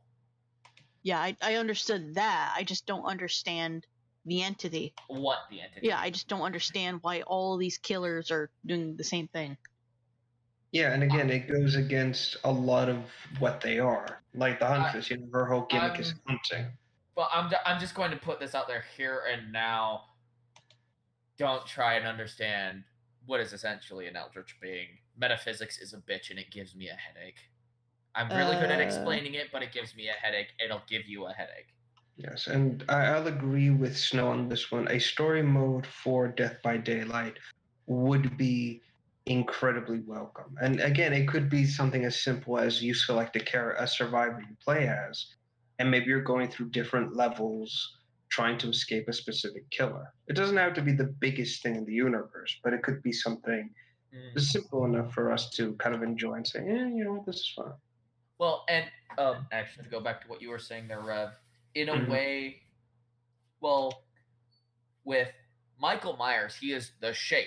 He is evil made manifest. He is essentially the entity.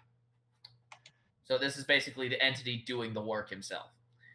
With Amanda, not my Amanda, not you, dear, with Crazy Pig Lady, I don't know about a motive for her, but maybe it's continuing Jigsaw's work, and yeah, that's usually her thing. Going through the entity is the way to do it. With the nurse, it's the spirit of the nurse has been not taken over, but is now in league with the entity and is delivering souls. With the hunter, that's easy. She hunts. The entity is giving her an unlimited hunting ground. I mean, he's been around since freaking how long? I don't know. I believe it was during the rise of the Soviet Union, so roughly 1940s, give or take. Before the 40s. Yeah. Like way before the 40s. Snow is talking about that entity in chat. The entity is a being that feeds off hopelessness. He pulls killers into the realm to help satiate its hunger. The entity picks killers that are already psychopathic, sociopathic, tormented to do his dirty work. It's easy to explain non-movie killers. Yeah. But like I said, non-movie killers, it's easy to explain. Yeah, but like I said, again, this whole thing would benefit heavily from like Snow said, a story mode kind of explaining it. And the trailers for the killers themselves hint at what their stories could be. You know, if the clown, for example, his whole thing, you know, the whole wagon in the woods looking for people just to cut up into bits, or the recently released Spirit. Yeah, the recently released Spirit, you know, her. Yeah, exactly. This is what I'm saying. There is a story for each killer in the trailers, but we never see more than that. And this is what kind of leads me to believe that if they, you know, there is a huge amount of potential to make Dead by Daylight stand out more. And honestly, I believe like, you know, a story mode or maybe a small cinematic trailer that goes full and well into depth, you know, like on each character or each killer, maybe just kind of saying their story. Maybe the killer themselves narrates it, or someone that knew of the killer, you know, like the whole Jason's mother narrates who he was and yada, yada, yada. That kind of thing. That's what I believe would benefit Dead by Daylight extremely. And another thing I have to mention as well is that a lot of the survivors should also be given the opportunity to fight back. Again, just like how Friday the 13th has allows you to spawn in the guy who Tommy, who has the gun. Yeah, that allows you to spawn in, shoot and kill Jason if you're good enough. I believe some of the characters who have a what's the word? who have a background with like fighting against monsters, not monsters like in demons. I mean monsters like in sick people, like cops and things of that nature. They should be given the ability to fight back and maybe kill the killer. You know, break up the monotony of the hide and seek mechanic. And I am talking, of course, of like Bill, for example. Oh God. Well, see, the thing with Bill is more. Bill is. I don't know how to put this. Bill is. He's the guy you expect to not so much kill the killer, but hold them off. Like, kind of like what he did in Left 4 Dead. I knew you guys were talking about that Bill, but I'm still smiling thinking about our Bill. Yeah. But this is what I'm saying. To me, Bill really doesn't seem like the guy to run around hiding and doing all this stuff with other survivors. He is the guy see the killer and quickly assess the situation, rush in and find a weapon to fight the killer, and maybe even succeed. For Christ's sake, he's a veteran. He used to be in the army. And the guys fought things a lot worse than these killers, quite literally. Yeah. I mean, it took how many tanks to kill him? Quite a few. 3. And his response to seeing those fuckers come at him is light a cigarette. Light a cigarette and light a Molotov is just like even in the gameplay, we don't actually see how long it took him to go down. But when you do find him in later campaigns, you find him surrounded by a mountain. Yeah. Yes, and this is what I mean about Dead by Daylight. They really should the characters who are said to be more, fighty, more capable of dealing with monsters like these people, the opportunity to get a weapon and maybe fight back, maybe change up the gameplay slightly. That's just my point of view. And, we all know me. I am the guy who rushes in headlong for a fight. I mean, see, the thing, back to the Friday the 13th thing, is something with that game is what they do with it is what's his name can kill him, but if you want to like fully actually kill him, there's a whole slew of things you have to do it. Yep. You get in the car and run him over. No, if you hit him with the car, he just stops the car. Yeah, that is true. Here's the crazy thing. Some people have experimented with this, and apparently there's a to how many times Jason can stop the car before he succumbs to the car. It's entirely possible to run him over. There is another way to kill him that I've seen Delirious do. What? Hit him with a baseball bat next to the lake. He goes flying. What's better is like with Friday the 13th, the microphones are about proximity, so you can't hear somebody who's all the way on the other side of the map. So when you hit the guy who's playing as Jason with the bat, you actually hear him fading into the distance. Oh, I need to watch that again. Yes, but this is what I mean. They give you opportunities to fight against Jason. Yeah. And that's what I believe Dead by Daylight would benefit heavily from, a sort of we can fight the killer and beat him kind of thing, but only after a certain threshold's been met. Maybe you're the last survivor and you channel the power, of the movie cliche, the last survivor, or maybe... I will say certain survivors that would not work too well, or not survivors, certain killers being the last man standing and trying that kind of crap would not work too well against. I don't doubt it, but it is, again, the point of these old movies. There have been multiple times where, again, going back to like Jason or Freddy, they've always been able to kill him, in quotes, in their movies.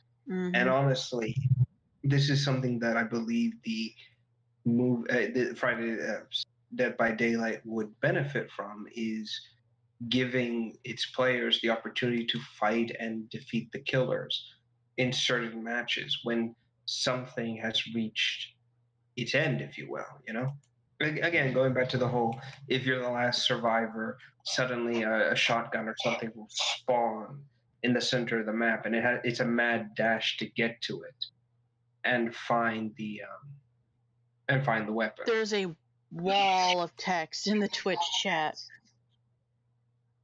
From Snow?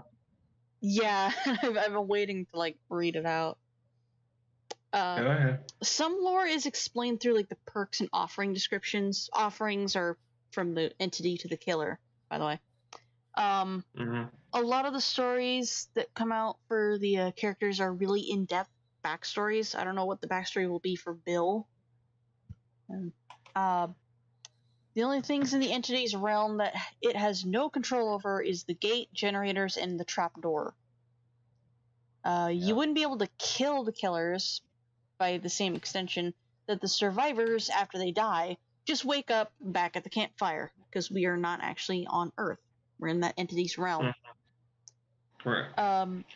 Congratulations, welcome to hell. And I was actually wrong about earlier. Yeah. The only attack perks, in quote, is decisive strike. It's a perk where you are able to stab the killer in the back so they can drop you. But you still have to crawl away and recover. Yeah. Still, like I said, there is, again, even if it doesn't have to be, even if this is a realm different, I would assume that maybe the survivors could start maybe pulling in their own resource, their own will on the place, maybe, things of that nature. That's what I would think. Depends, because certain ways you can get away with that, and other terms, it depends on the entity, really.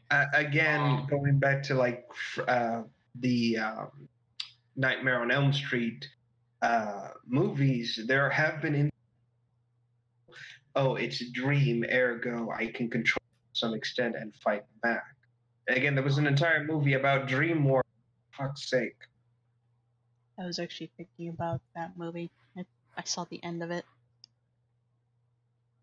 Again, there is a precedence in these killer movies and horror in general where protagonists in quotations, have the ability to alter the situation if, when all hope is lost. Like I said, it's a common thing in a lot of horror movies, obviously, but it still holds some amount of weight. One of the Freddy Krueger. Also, I posted a picture. Yeah, I saw one of the Freddy Krueger movies where his daughter was in it. There was a survivor character who was his daughter's best friend who could really kick ass. Like, she knew how to fight, and she actually kicked him in the face in her dream that was supposed to kill her, but she got out. Like, you don't have to just kill the killer in his games, as great as it would be. It would be great if the survivors had more abilities to stun the killer, to just hit them, just get them to go away or something like that. Just give themselves more time. Yeah, it doesn't need to be the most strongest thing in the universe, but it could be something to kind of equal the playing field for a moment. Yeah. Just, again, very subtle, very The closest basic. we get to that is, like, the nurse stopping to cough. Because she could very much miss, and then you can just turn and go a different direction, and she will completely lose you for a time. Exactly. And I guess our point on this is that Dead by Daylight has a lot of potential, for something interesting to come out. It just needs a bit of work and effort, I believe. Again, if they add a story mode to this, or if they add anything to that kind of fleshes out the world a bit more, I don't think anyone would be too disappointed by it. Yeah. If the devs focus on making these story-specific events or things of that nature, I believe they could really have a big blockbuster on their hands. Yeah. If they don't fuck it up. Yeah, exactly. Like, I am sad that Friday the 13th is not doing as great as a lot of people hoped. Like, I I could just imagine the disappointment with Delirious and shit because he loves those movies. But you have to admit, Dead by Daylight is sounding a lot more interesting than playing fucking Jason. Yeah. I said Yeah, that plus- weird, Jason. Yeah, but as you can imagine, not only that, but you also have the game is just the devs basically unable to just keep making things for it. After a while, they just said, you know what, fuck it, we're done. And ever since then, it's just kind of Which is sad because they had like a big Kickstarter and everything. And they were doing good for a while, but then it just faded off. they just stopped because they just couldn't compete with Dead by Daylight. As what's the word? As callous as that sounds from me, it's the truth. The best They threw in the towel. The best bet the survivors have is escape. The killers aren't going to die, especially those killers who are already dead. It has been predicted Benedict Baker, the first survivor to find the realm, might become a killer since he has been stuck there since the 50s. Interesting. Oh, Jesus. And actually, yeah, the killers that are already Snow, dead. we already covered that. Bleh. We already covered that, like, very early on. Yeah. Fun, that actually has me thinking, who are all the dead ones? Spirit, the nurse, witch obviously. doctor, the nurse. Possibly the football guy, the trapper. Possibly. And I think I'm very curious about what Bill's story is still. Mm-hmm. Oh, he dead. Oh yeah, he's definitely dead. He's dead as fuck. He had 3 tanks and a mountain of zombies dropped on him. That just makes me curious. Is like what dimension are we in then? Like, are we actually in one of Valve's worlds, or are we just in like amalgamation of different worlds coming together? No. See, here's what it is. Bill got brought here because the universe likes to balance things out. Here we have these poor sons of bitches who are getting their asses killed over and over and over and over and over by monstrous assholes, so on and so forth. The universe is just like, okay, they're suffering a lot. Let's maybe tweak this out and balance it out a little. Drops Bill in. There you go. Yeah, but Bill is the exact same as them. Yeah, he's got experience with it, though. I was going to bring up something when Snow brought up that whole guy. Maybe that could lead into the whole a killer hunting the killers kind of thing. Yeah. It's a possibility. Spirit, Nurse, and Freddy are dead for sure. No, obviously. Freddy's always been dead. Yeah. And now every time we say Bill, I'm going to slowly raise that picture of Bill. There he goes. I'm sure he's going down. And all right. I think we've covered everything on Dead by Daylight, unless we're missing. Yeah, it's fine. Unless we have anything else we want to say. I'm never playing it. All right. I believe there's something being something very interesting. Mm-hmm. All right, I think that covers everything. So I guess we go on to our next topic, which is one I hold dear to my heart. I'm curious to see what this is about. Well, I'm trying to remember what the number was.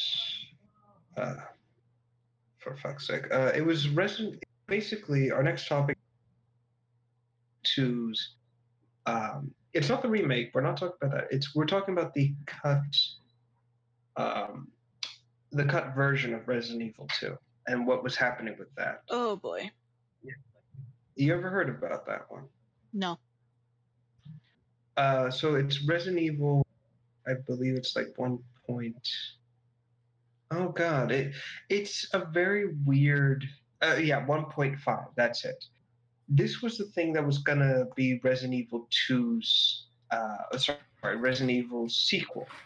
And basically Resident Evil 1.5 was should I just mute him in the server? It's coming from my point of view. Oh, okay. I can simply mute him. There we go. Well, I can hear him. Right. Well, you can't hear him. Well, you can hear him. I can't. Okay. Just right-click and mute him. You don't need a server mute. All right. And just for a moment until he gets back. He can, like, text or whatever. Anyway, so Resident Evil 1.5 was a very, very early build of what Resident Evil 2 was going to be. And it was completely different. Like, you've never seen or heard any of this, have you? No. Oh my god, it's a completely different Oh boy. from Resident Evil 2. So we know that Claire Redfield was in Resident Evil 2, right? Yeah. Well, actually, she was never in one, and instead we were going to play as a woman called Eliza Walker. That sounds And basically, familiar. she was. The name does, I'll admit. But basically, her whole shtick was that she was a college student, a stunt driver by trade. And she came to Raccoon City because, if I remember correctly, it was either because she knew Chris Redfield and wanted to talk to the guy, or she was an early version of Chris' sister that we didn't, the early version. Actually, I'm gonna share a little bit of some screenshots about her, so people can see what I'm talking about. There we go. All right, Liam's leaving. Okay. There we are. So as you can see, she was very much. She looks a bit like a race car driver. Yeah. Yeah, that was her whole shtick, really. And basically, she arrives in Raccoon City, and things are going a lot worse than what was initially expected. Like, we're talking about, seriously, oh my god, evil. Yeah. Like, that also said, they were going to go with typical Japanese sci-fi-ish aesthetic. And by that I mean everyone in Resident Evil 2 was going to have this weird high-tech pseudo armor kind of look. Don't forget the tentacles. So I'm just gonna put him over here. So yeah, so Leon's uniform was actually a lot version we got. In fact, he wasn't even going to be, if I remember correctly, he wasn't even going to be a cop in this one. He was just going to be some street punk who kind of just shows up at the scene. Either that or a hard-boiled detective, one or the other. I can't really remember off the top of my head. Gosh, what was that guy's name? The really annoying douche in the Resident Evil games that you kept saving, but he was never grateful and he kept disappearing. Don't remember really. I just remember that you save him from a giant snake. Oh, yeah, I know who he is. Yeah, I can't remember his name either. I think it started with an E. So yeah, in the 1.5 story, there was also a lot of the characters we saw get killed were going to make more of a stand in the game. Mm-hmm. Like the guy who owned the gun shop was actually going to live all the way through the game and kind of help out. Since he knew weapons, he would be giving you new guns, upgrading them, all that kind of thing. Again, kind of sad. I actually think about that scene often and I question everything. Why doesn't he have a protective bar over his window? I mean, that's what got him killed. They broke through the freaking window. Closing and locking the door is not going to help. I think he might have just been strong as a normal person, i.e., not that much. So, of course, he was going to be more in the story as it progressed. There was a lot of different creatures as well. One of them was basically zombified apes.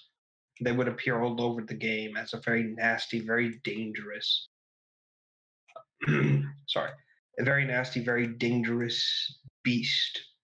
Which it's like, oh my god, And as you can tell from the screenshot, it looks silly. What the fuck? Yeah, that's a zombified ape. Shocking, I know. There was, even as the story progressed, you would also encounter some of the members from Stars, people who kind of reappeared and kind of helped you out. Again, the story was just a really different thing altogether. Hell, even Wesker was going to return, and it was going to be some crazy shit about how he had clones of himself all over the place, and the one that died in Resident Evil 1 wasn't even the real Wesker. And of course, you faced a monster that was it was like an early prototype of G, and it was a lot more bestial, a lot more Godzilla-esque in terms of like creature design. Of course. Yeah, it was actually, I think this is it. Again, sorry about the terrible quality of the models. It's the best I could do.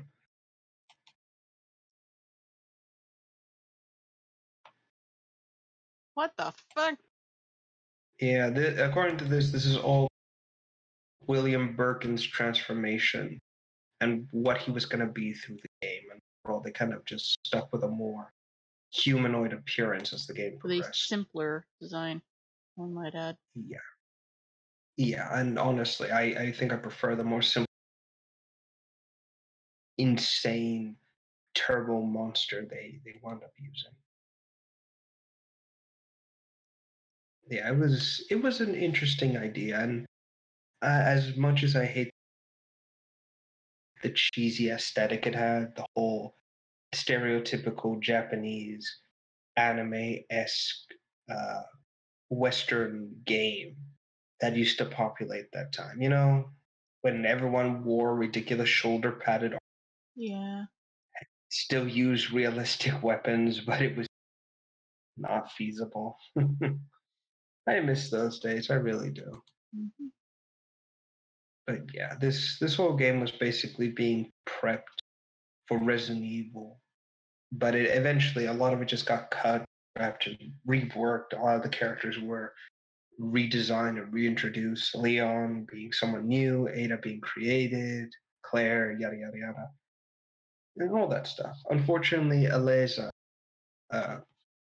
sorry, has yet to reappear in any Resident Evil material, a game or anything of that nature. Which I actually like the idea of a college race car driver who has to deal with the zombies and kind of proving herself through the conflict. Yeah. It doesn't need to be. It doesn't need to be a return to 1.5. It could just be her own story and everything. Like, do I never know if it's the right one I'm thinking here. Like, do Resident Evil 6's thing where it does different points of view. Yeah, it's Resident Evil 6. Yeah. Like, do something like that. But while we do have Chris and we have Leon and all that jazz, and we have Ada Wong, which, by the way, was the funniest part of Resident Evil 6,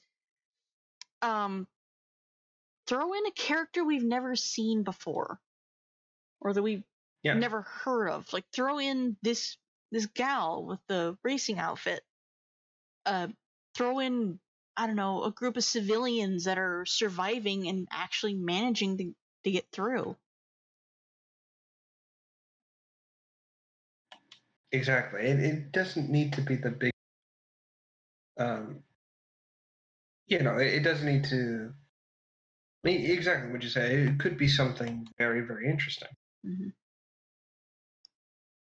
And honestly, it is, these games, Resident Evil does lend, what's the word? Oh God, what's the word I'm looking for here?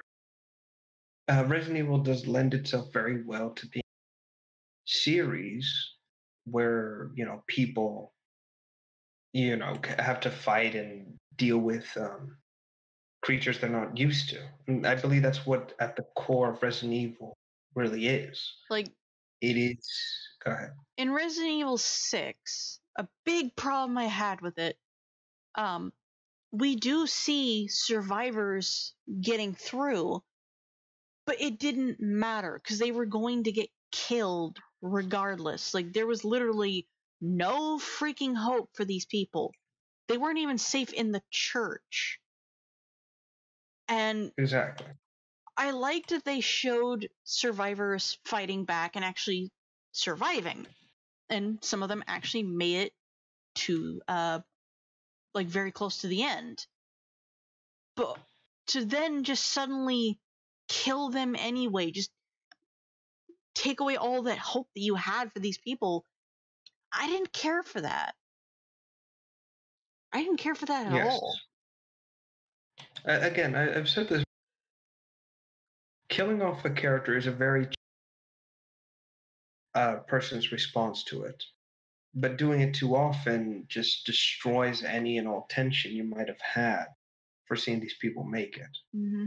At that point, you're just angry and you're like, why am I even bothering with this?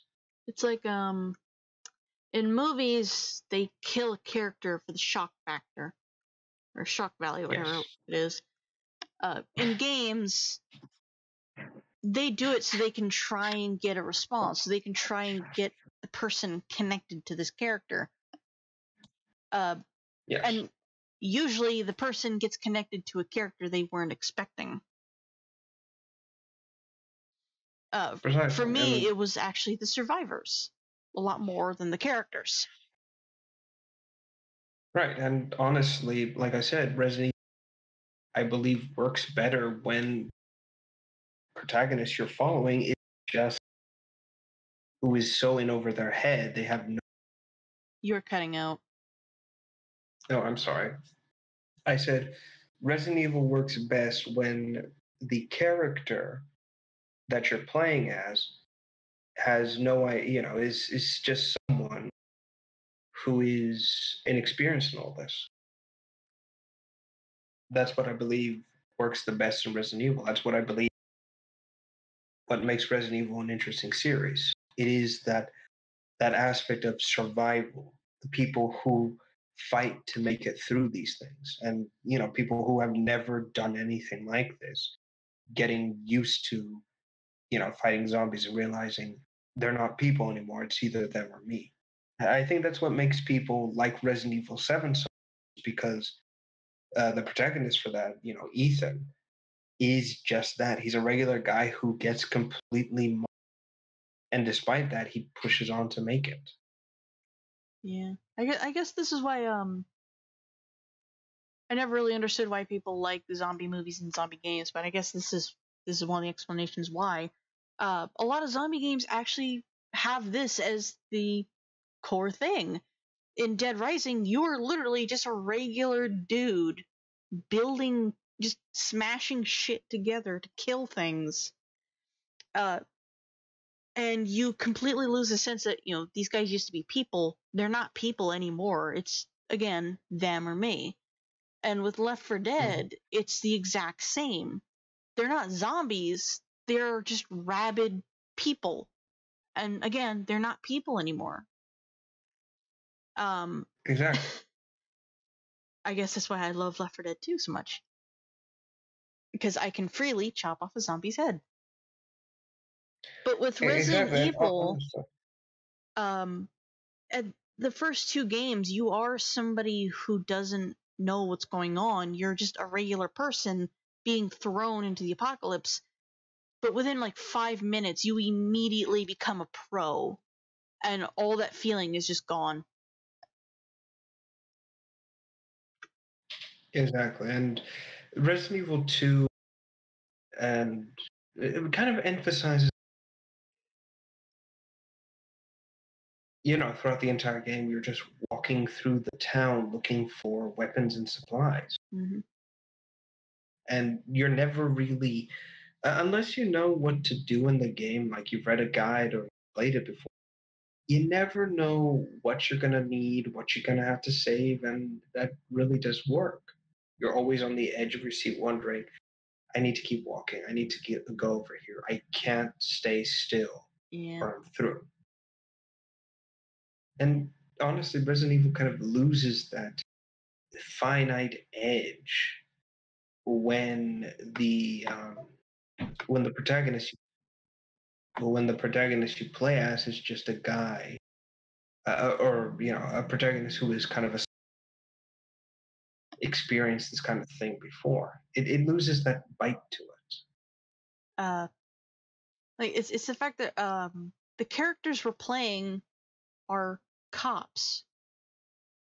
Like, long and short of it, they are operatives. They're cops.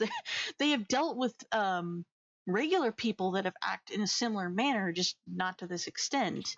They know what they're doing. So if to them they're just comparing it to their usual job, what it used to be. So again, while they don't know what the heck is going on, they're being thrown into this chaos, deep down they know what they're doing and they're not completely helpless.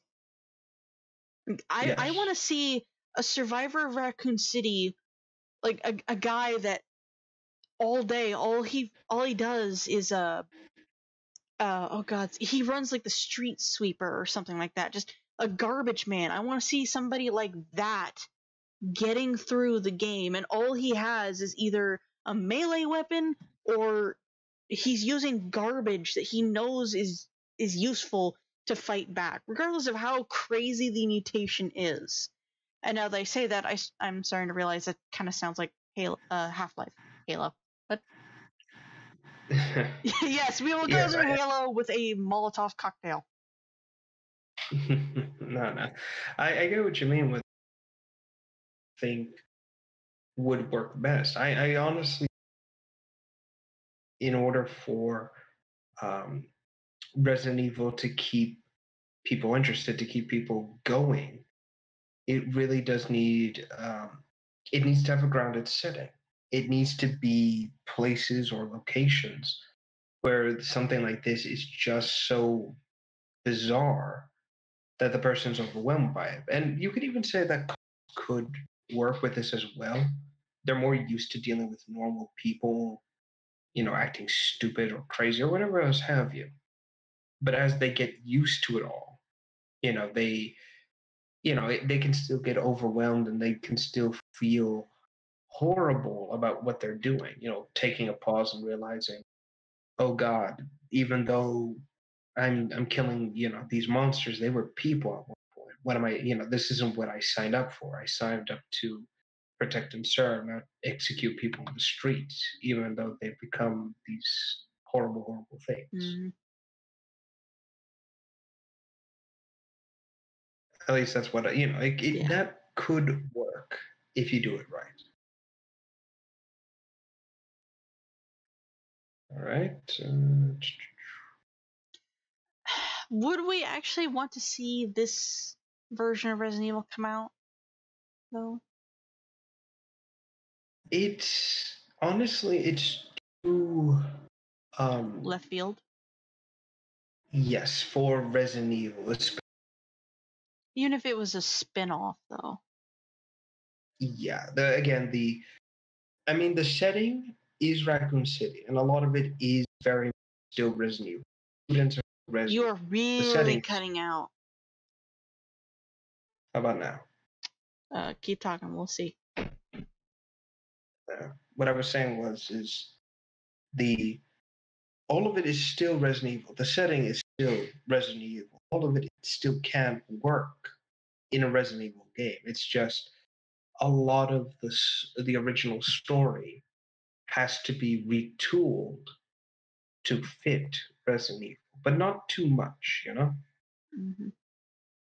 Maybe some of the characters' motivations, some creatures. That's about it. Other than that, honestly, if it was to be made again and come out once more in a new console or setting, it would fit in perfectly. Like I said, it just needs a bit of retooling is all.